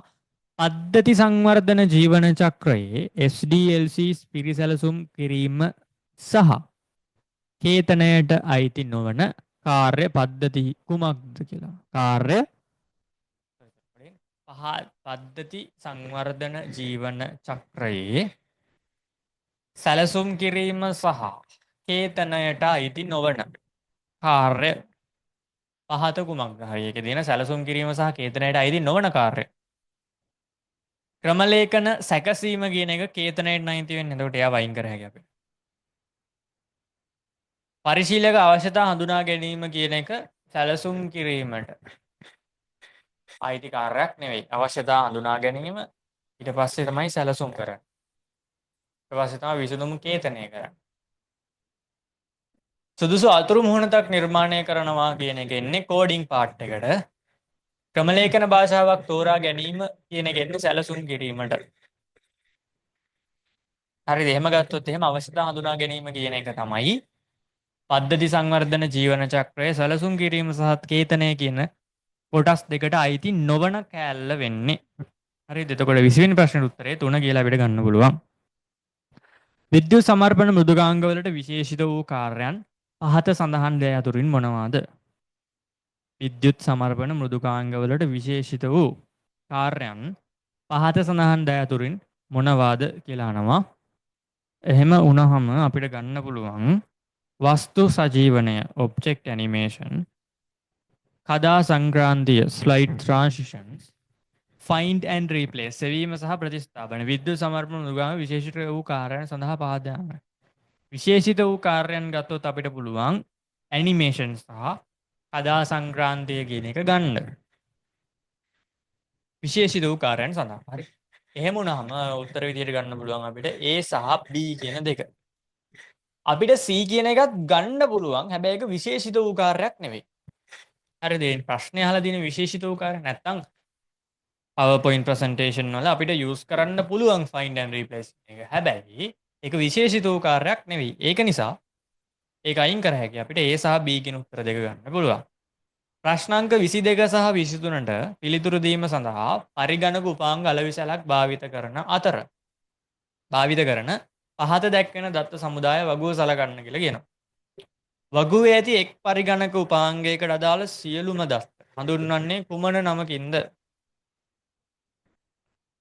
වගුවේ ඇති එක් පරිගණක උපාංගයකට අදාළ සියලුම දත්ත හඳුන්වන්නේ හරි. වගුවක් තියෙනවා. ඒ වගුවේ එක් පරිගණක උපාංගයකට අදාළව සියලුම දත්ත ටික දීලා තියෙනවා. අපේ ඩේටාබේස් එක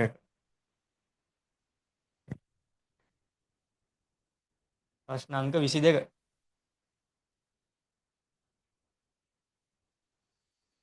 මෙහෙම තියෙනවා ටේබල් එකක්. මේ ටේබල් එකේ මෙතන තියෙනවා නම්බර් එකක්. මෙතන තියෙනවා නේම් එකක්. මෙතන තියෙනවා ක්වොන්ටිටි එකක්.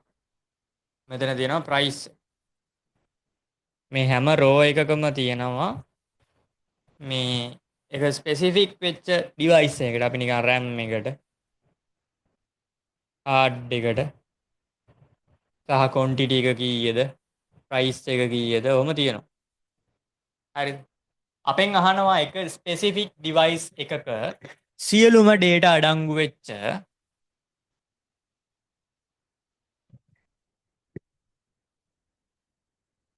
සියලුම දත්ත හඳුන්වන්නේ සියලුම දත්ත හඳුන්වන්නේ කුමන නමකින්ද කියලා.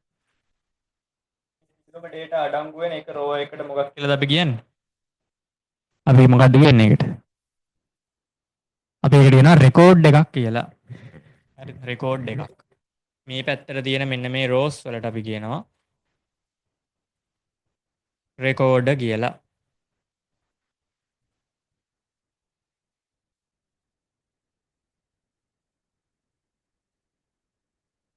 රෙකෝඩ කියලා කියනවා. මේ අතර තියෙනවට මෙන්න මෙව්වට කියනවා අපි ෆීල්ඩ්ස් කියලා.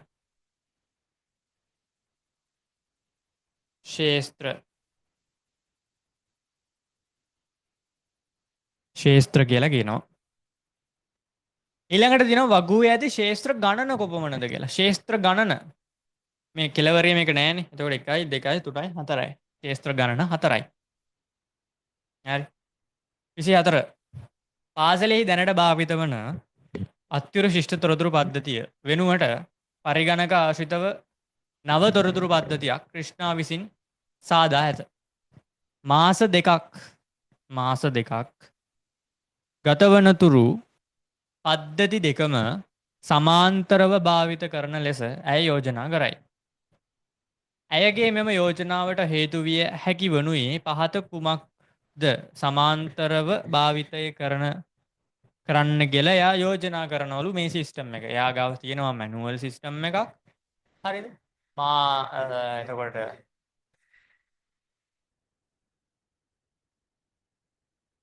මැනුවල් සිස්ටම් එකට අලුතෙන් ගේනවා ඔටෝමැටික් සිස්ටම් එකක් නැත්නම් කම්පියුටරයිස් සිස්ටම් එකක්. මේ සිස්ටම් දෙකම සමාන්තරව යන්න කියලා ක්‍රිෂ්ණා කියනවලු. නේ? ක්‍රිෂ්ණා හදලා තියෙනවලු මේ ගතවන මේ දෙකම සමාන්තරව යනවා. ඇයි යෝජනා කරනවලු. ඔව්. ඇයි ඒ කියලා අහන්න.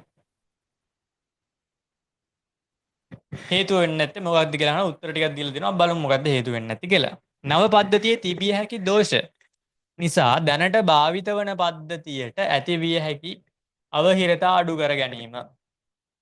අලුත් පද්ධතියේ දෝෂ ඇතිවීම හැකියාව අඩු කර ගැනීම. පද්ධතියේ ආරක්ෂාවට ඇති තර්ජනය අඩු කර ගැනීම.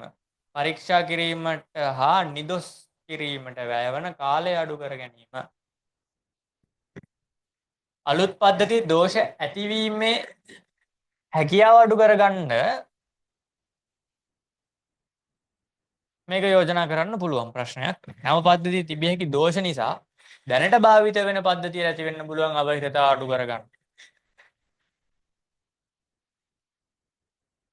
පද්ධතිය ආරක්ෂාවට ඇති වෙන තර්ජන අඩු කර ගැනීමට. පරීක්ෂා කිරීමට හා නිදොස් කිරීමට වැය වන කාලය අඩු කර ගැනීම. සාමාන්‍යයෙන් පැරලලි ඒ කියන්නේ වර්තමානයේ වෙද්දි දැන් වෙද්දි පාවිච්චි කරන සිස්ටම් එකට සමාන්තරව අලුතෙන් අපි අරන් ආපු සිස්ටම් එක අරගෙන යනවා නම් ඒකට හේතුව තමයි අලුත් සිස්ටම් එකේ මොකක් හරි එරර් එකක් ආවොත් එහෙම සමස්ත ක්‍රියාවලියටම ගැටලුවකට ලක් වෙන්න සිද්ධ වෙනවා නේ. එතනින් එහාට ප්‍රොසෙස් එක යන්නේ නැහැ. මෙච්චර කාලයක් කරගෙන ආව ප්‍රොසෙස් එක එක තැනම නතර වෙනවා අලුත් සිස්ටම් එකේ එරර් එකක් ආවොත්. ඒ නිසා මොකද කරන්නේ? අලුත් එකයි පරණ එකයි දෙකම එකට රන් කරනවා. එතකොට අලුත් එකේ අවුලක් આવොත් එහෙම ටක් ගාලා පරණ එකෙන් වැඩේ දුවන්න පුළුවන් නිසා. හරිද? එහෙම ගත්තොත් එහෙම අපිට පළවෙනි උත්තරේ ගන්න පුළුවන්. ඇතිවෙන අවහිරතා අඩු කර ගැනීම.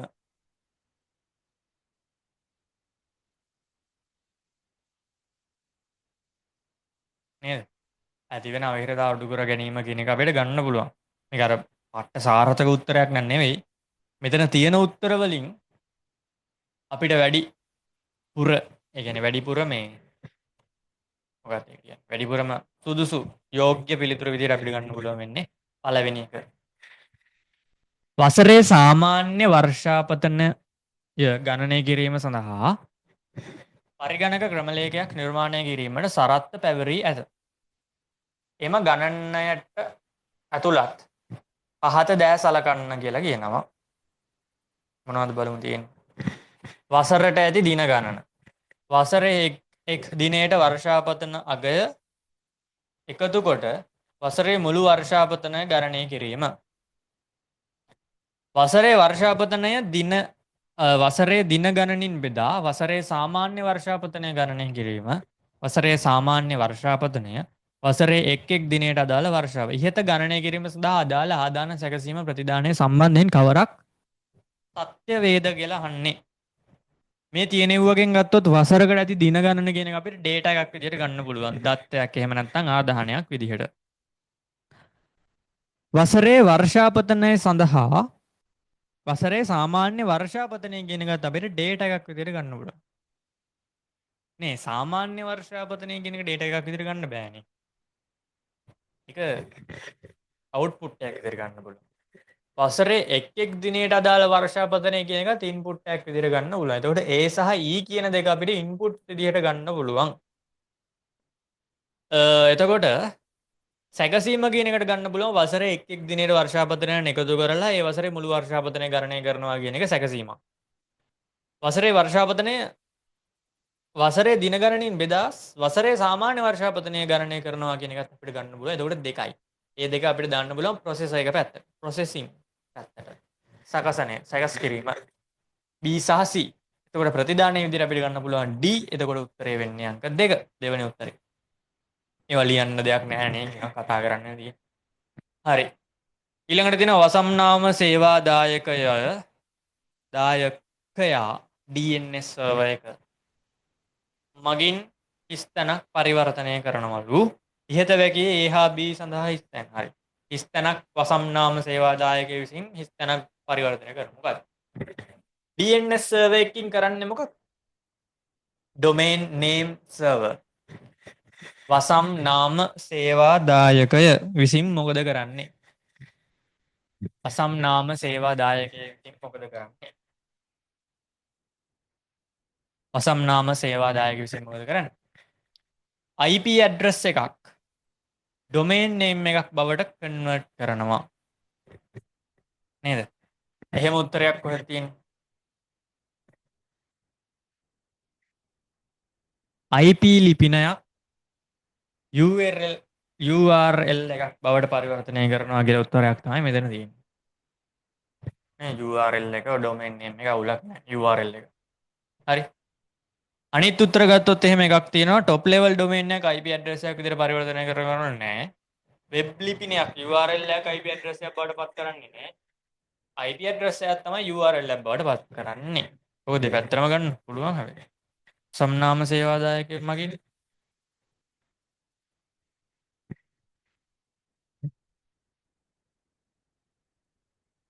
IP ඇඩ්‍රස් එකක් බවට පරිවර්තනය කරන්නේ නැහැ. URL එකක් බවට තමයි පරිවර්තනය කරන්නේ. එහෙනම් එතකොට ගන්න බලන්නේ හතරෙන් උත්තරේ. හරි. ඊළඟට දෙනවා ඊමේල් ඇඩ්‍රස් එකක් එහෙම එව්වයි. නිකන්. හරි. ඒ වගේ එකකට උත්තරයක් ගෙවුවොත් ඉතින් ඔයා ගැන හිතා ගන්න. වෙබ් පිටුවක අනන්‍යතාව හඳුනා ගැනීමට භාවිත කළ හැකි කවරක්ද? වෙබ් පිටුවක අනන්‍යතාවය. මොකද්ද? වෙබ් පිටුවක අනන්‍යතාවය. මොකක්ද?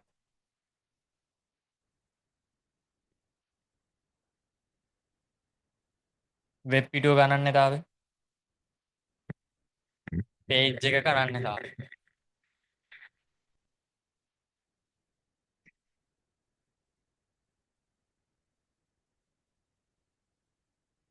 IP ඇඩ්‍රස් එකද ඩොමේන් නේම් එකද?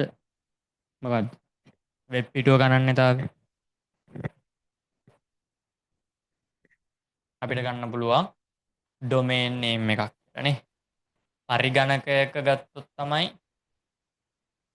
ඔය දෙකම ගන්න බලමු පොඩි සර්ච් එකක් දාලා.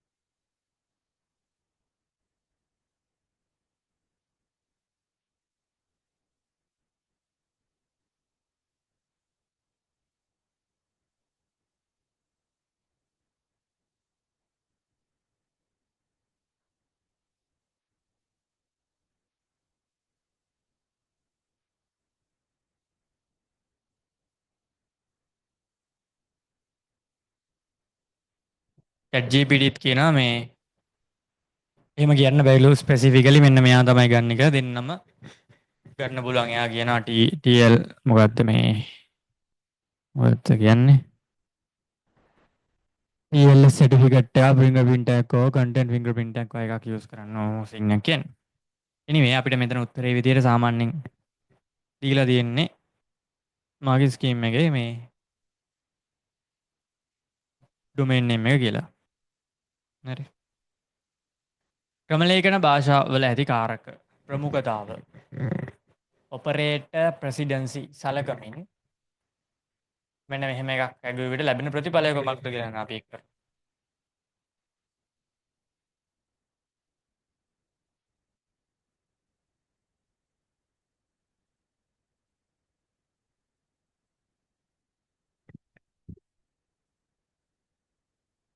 දන්න තුන ගුණ කිරීම පහ ඊය ඉතින් මේවා නම් ප්‍රශ්න නෙමෙයි. 28නේ.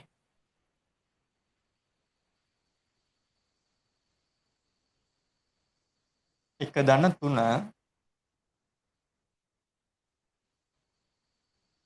ගුණ කිරීම පහ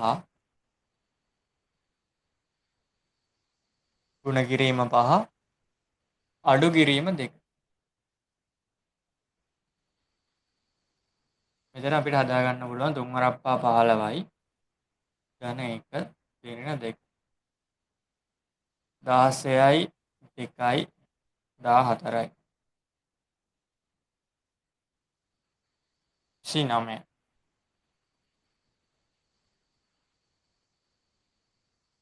පහත දැක්වෙන PQ සහ R තාර්කික ප්‍රකාශයන් සලකන්න.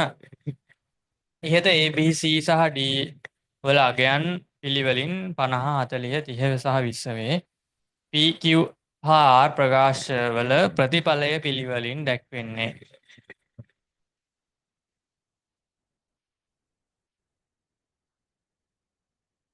ඒ PQR තාර්කික ප්‍රකාශ සලකන්න. ABCD වල අගයන්. ඒ කියන්නේ 50යි. B කියලා කියන්නේ B කියන්නේ 40යි. E කියලා කියන්නේ 30යි. D කියලා කියන්නේ 20යි. හරිද? ප්‍රශ්න මොනවද? P කියන එක ගන්න පුළුවන් ඒ විශාලයි බීට වඩා හෝ C විශාලයි ඩීට වඩා. P Q කියන උත්තරේ අපිට යන්නේ A කුඩයි බීට වඩා සහ C විශාලයි ඩීට වඩා.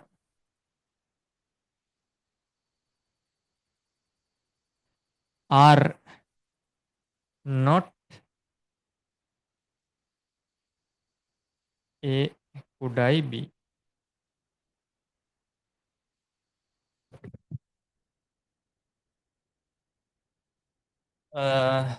P A විශාලයි B. A විශාලයි B. C විශාලයි B. D. එතකොට A කියලා කියන්නේ 50යිනේ. B කියන්නේ 40යි. 50 40ට වඩා වැඩි කියන එක true නේ සත්‍යයි. එහෙනම් ඉතින් output එක true. C විශාලයි D ට වඩා 30 20ට වඩා වැඩිලු. ඇත්ත කතාව ඒ true වෙනවා. කොහොමත් එතකොට trueම තමයි. මේ true එකක් නැත වුණත් true තමයි. ඕ ගේට් එකක් නෙදී. එතකොට එකක් හරිනම් ප්‍රතිදාන එකයි. ඊට පස්සේ දිනවා ඒ කුඩයි බීට වඩා 50 40ට වඩා කුඩයි කියන එක ගත්තොත් එහෙම වැරදි ප්‍රකාශයක්. C විශාලයි D ට වඩා 30 කියන එක 40ට වඩා වැඩි කියන ප්‍රකාශය හරි.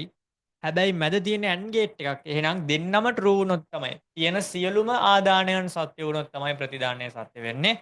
එහෙම වුණොත් එහෙම අපිට මෙයාව false කියලා තමයි ගන්න වෙන්නේ. ඊළඟ එක තියෙනවා A කුඩයි B ට වඩා 50 කුඩයි 40ට වඩා කියන එක false. එයාගේ not එක තියෙන නිසා අපිට මෙයා ගන්න වෙනවා true කියලා.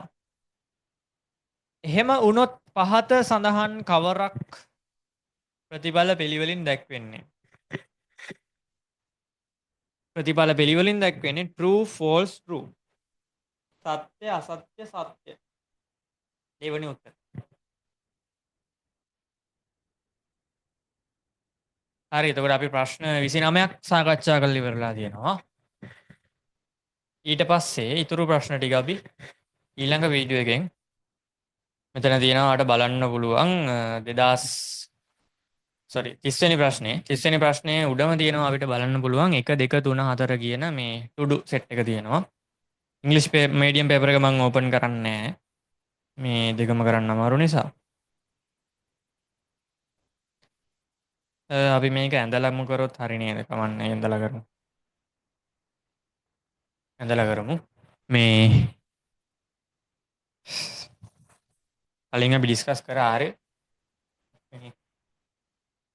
රෙකෝඩින්ග්ස් දාන්න බැරි වුණා. හරි. 30 වෙනි ප්‍රශ්නේ.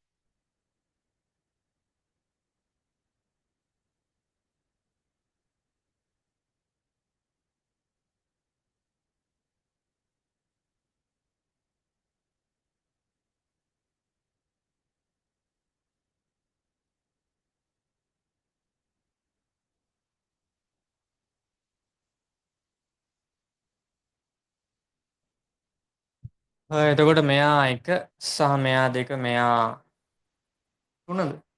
3 මෙයා 4 මෙයා 5 මෙයා 6. ඊට පස්සේ මේ පැත්තේ තියෙන ඔය ටිකම AND ගේට් එකක් සහ NOT ගේට් එකක්. මෙයා මෙතන තියෙන්නේ 13 මෙයා 12 සහ මෙයා 11. ඇත්තට මේ අර ටික අපිට වැඩක් නැහැ. මේ උඩ ටිකෙන් තමයි ප්‍රශ්න අහන්නේ. මොනවද අහන්නේ? මෙයාට ගත්තොත් එහෙම මේ AND ගේට් එකක් නේ තියෙන්නේ. AND ගේට් එකට අදාළ ට්‍රුත් ටේබල් එක ෂේප් එකේ අපි අඳගත්තොත් එහෙම A B සහ F කියලා තියෙනවා. 1යි 2යි 3යි සහ 4යි.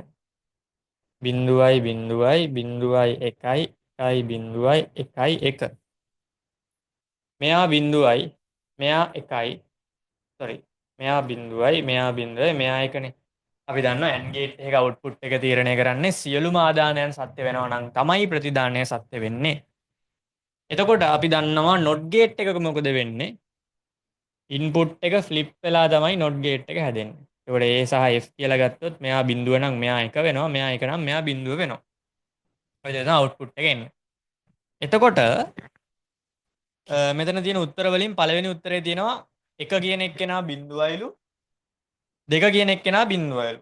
එතකොට දෙන්නම බිඳුව නම් F කියන එක බිඳුවයි, බිඳුව කියන එක NOT ගේට් එක කරා ගියාම F කියන එක 1 වෙන්න ඕනේ. හැබැයි මෙතන තියෙන උත්තරය අනුව 3 කියන එක බිඳුවයි. එහෙනම් එයාව අපිට උත්තරේ විදියට ගන්න බෑ. ඊට පස්සේ එක ගත්තොත් එහෙම 1 කියන එක බිඳුවයි, 2 කියන එක 1යි. මෙයා බිඳුවයි, මෙයා 1යිලු. ඒ කියන්නේ මේ ලයින් එකේ ගියොත් එහෙම අවුට්පුට් එක බිඳුවයි. බිඳුව කියන එක්කෙනා NOT ගේට් එක කරා ගියාම 1 වෙනවා. මෙතන තියෙන්නේ 3 කියන එක්කෙනා බිඳුවයි කියලා. එහෙනම් එයාව ගන්නත් බෑ. ඊළඟ එකට ගියොත් එහෙම තියෙනවා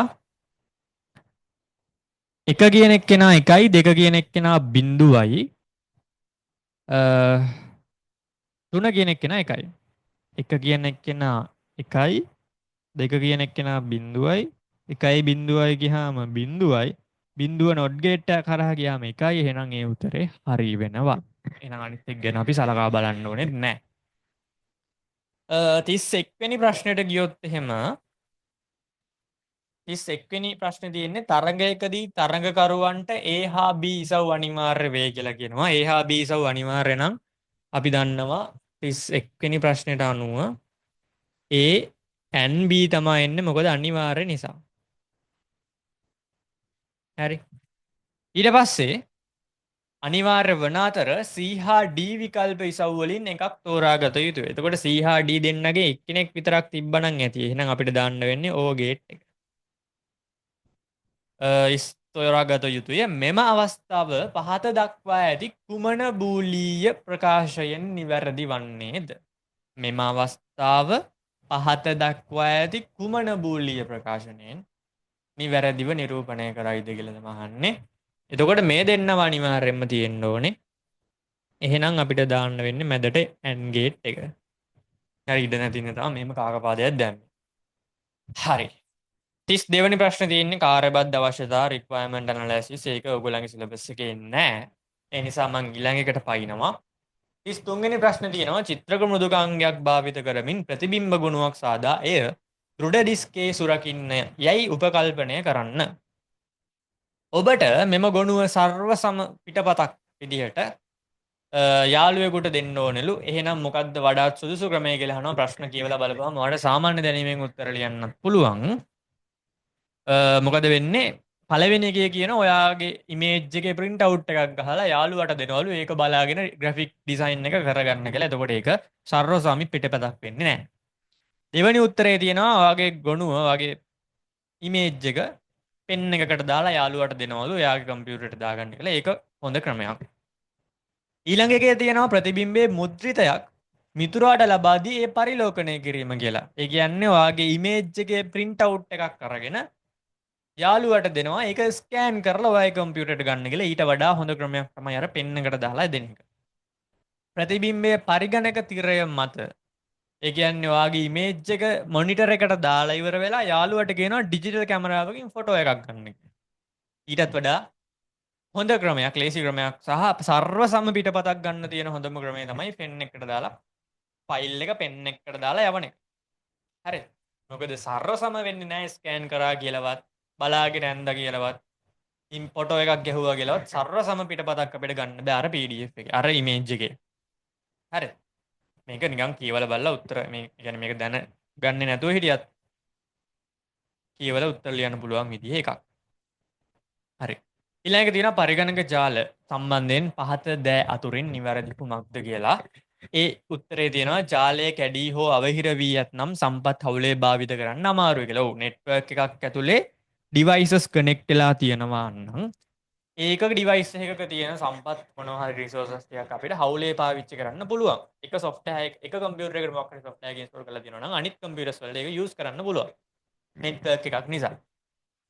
හැබැයි ඒ නෙට්වර්ක් එක කැඩිලා නම් අවහිර වෙලා නම් අපිට ඒ වැඩේ කරන්න බෑ නේද? අපි දන්නේ නැහැනේ මොන කම්පියුටරේද software එක install වෙලා තියෙන්නේ කියලා.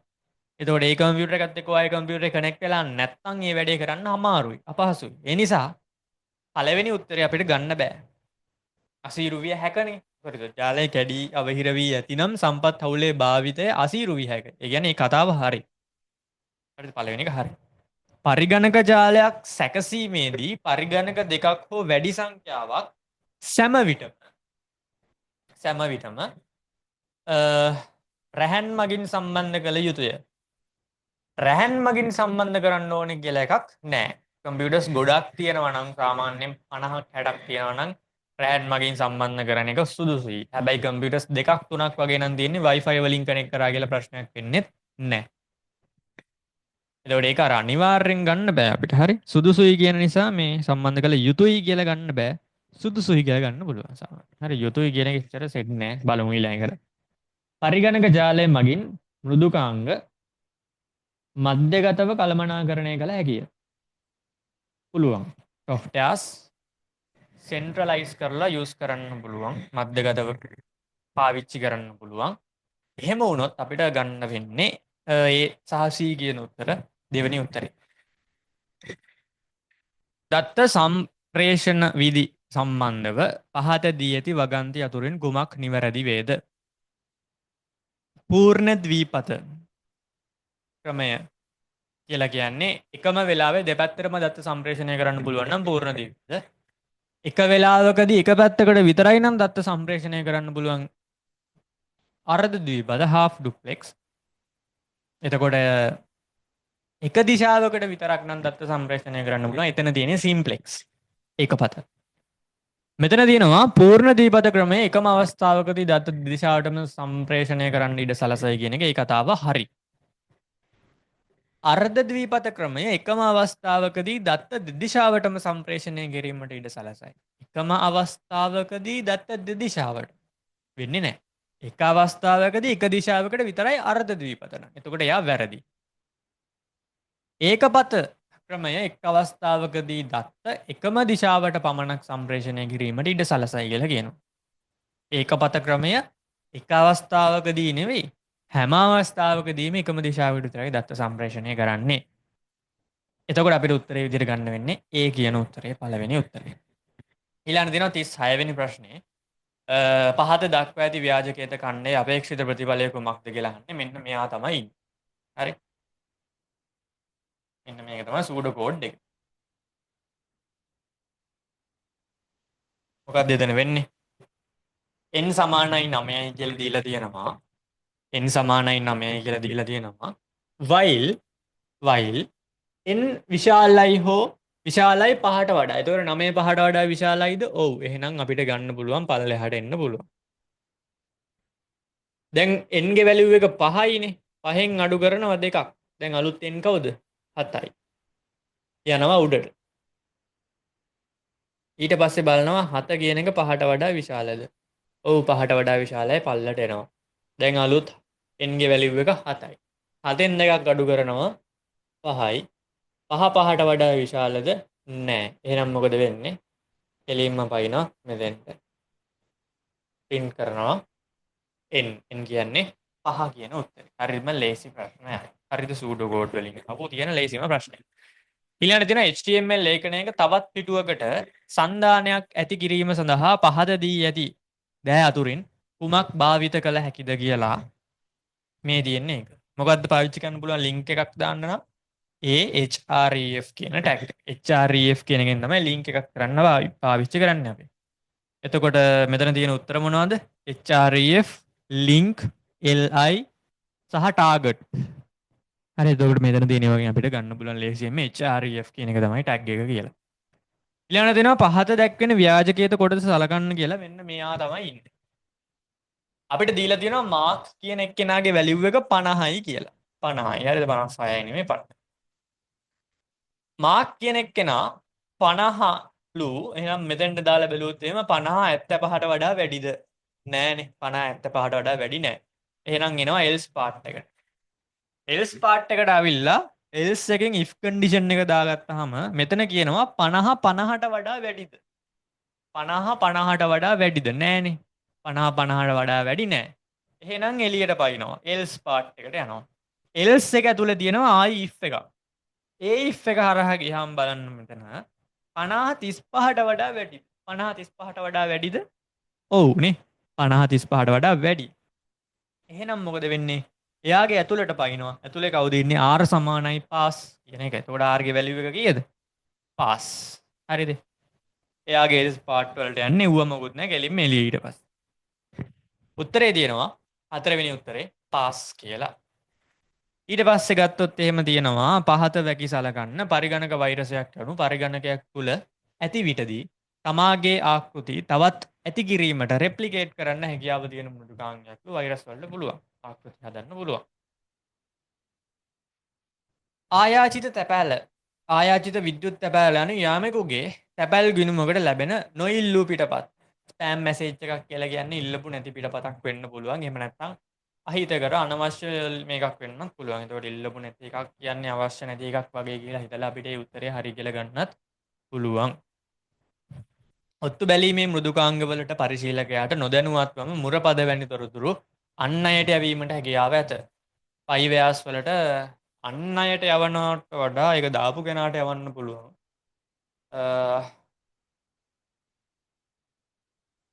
අන් අයට යැවීමට හැක.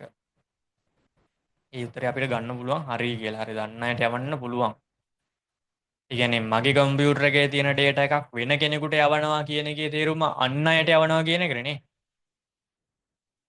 වල පොඩි අවුලක් තියෙන්නේ ඒක පුළුවන් වගේ එකක් ගන්න පුළුවන්. එතකොට ABC සියල්ලම හරි කියලා අපිට ගන්න පුළුවන්. গুপ্ত කේතනය කියලා කියන්නේ මොකක්ද? මෙන්න මේ වගේ වැඩක්. හිතන්න නිකන් වා හායි කියලා මැසේජ් එකක් යවනවා ඔයාගේ ගර්ල්ෆ්‍රෙන්ඩ්. හරි ගර්ල්ෆ්‍රෙන්ඩ් යවනවා හායි කියලා මැසේජ් එක. යවද්දී මැද ඉඳලා කවුරු හරි එකෙක් මැසේජ් එක උස්සනවා. උස්සලා වෙන මොකක් හරි වචනයක් දාලා යවනවා. එතකොට සමානට එතනින් එහාට ඔයාලගේ ෆෑ එක නැති වෙන්න පුළුවන්. හරි. ඒ නිසා මොකද කරන්නේ? WhatsApp එක ඩිසයිඩ් කරනවා.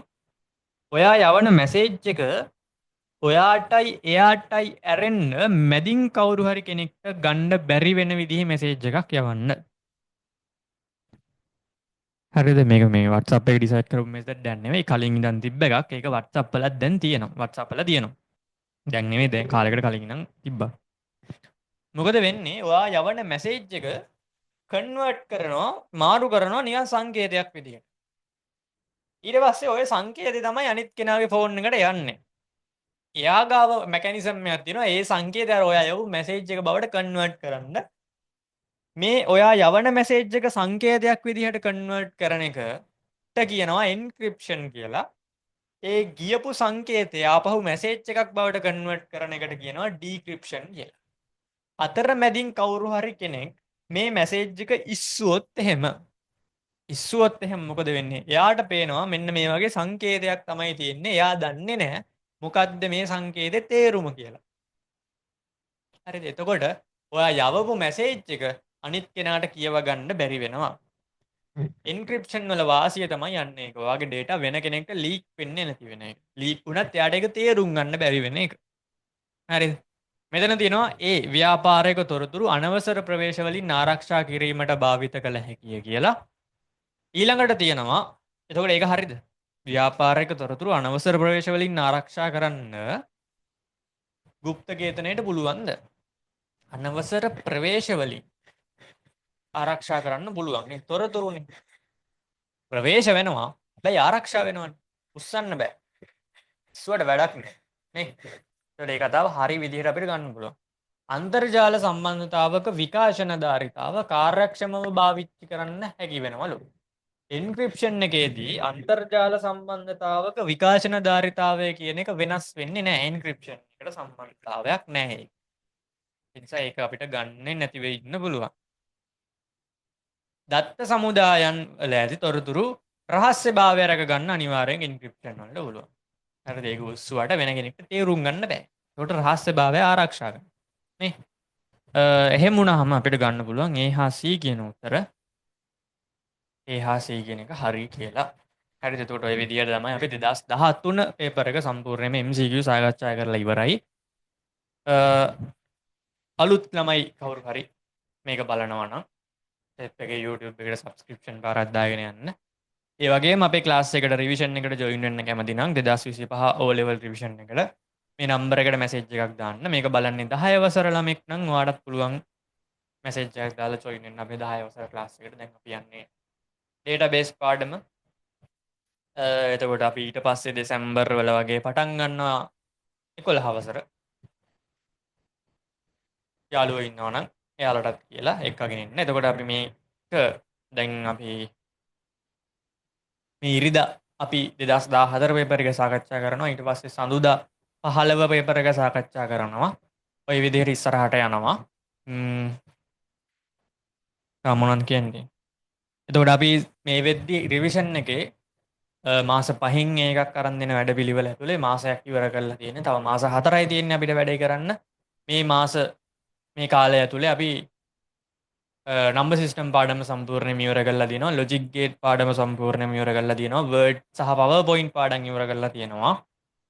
එක්සෙල් පාඩම දැන් කරගෙන යන ගමන් තියෙනවා. එතකොට එක්සෙල් පාඩම මේ සතියෙන් ඉවරයි. ඊට පස්සේ අපි පටන් ගන්නවා ඔපරේටින් සිස්ටම් පාඩම. ඊට පස්සේ පටන් ගන්න ඔපරේටින් සිස්ටම් එකට පස්සේ ඉන්ටර්නෙට් වලට පස්සේ පැස්කල් පාඩම, පැස්කල් වලට පස්සේ සිස්ටම් පාඩම, සිස්ටම් වලට පස්සේ HTML, මල්ටිමීඩියා, ඊට පස්සේ එක දෙක පාඩම් කරලා සම්පූර්ණයෙන් අපි ජනවාරි වෙද්දි සිලබස් එක ආපහු රිවයිස් කරලා ඉවර කරනවා. හරි. එතකොට මේ වෙද්දි 2011, 12 සහ 13 කියන පේපර්ස් ඩිස්කස් කරලා ඉවර කරලා තියෙනවා. ඉරිදාට 14, සඳුදාට 15 ඔය විදිහට යනවා. දවසකට එක සතියකට එක පේපර් එක ගන්න. පාස් පේපර් එක MCQ එක ගන්න ඩිස්කස් කරලා ඉවර කරනවා. ඔය විදිහට තමයි වැඩපිළිවෙල ඉස්සරහට යන්නේ. ජොයින් වෙන්න කැමති කට්ටිය මැසේජ් එකක් දාලා ජොයින් වෙන්න පුළුවන්. එහෙනම් ගිහින් එන්නම්.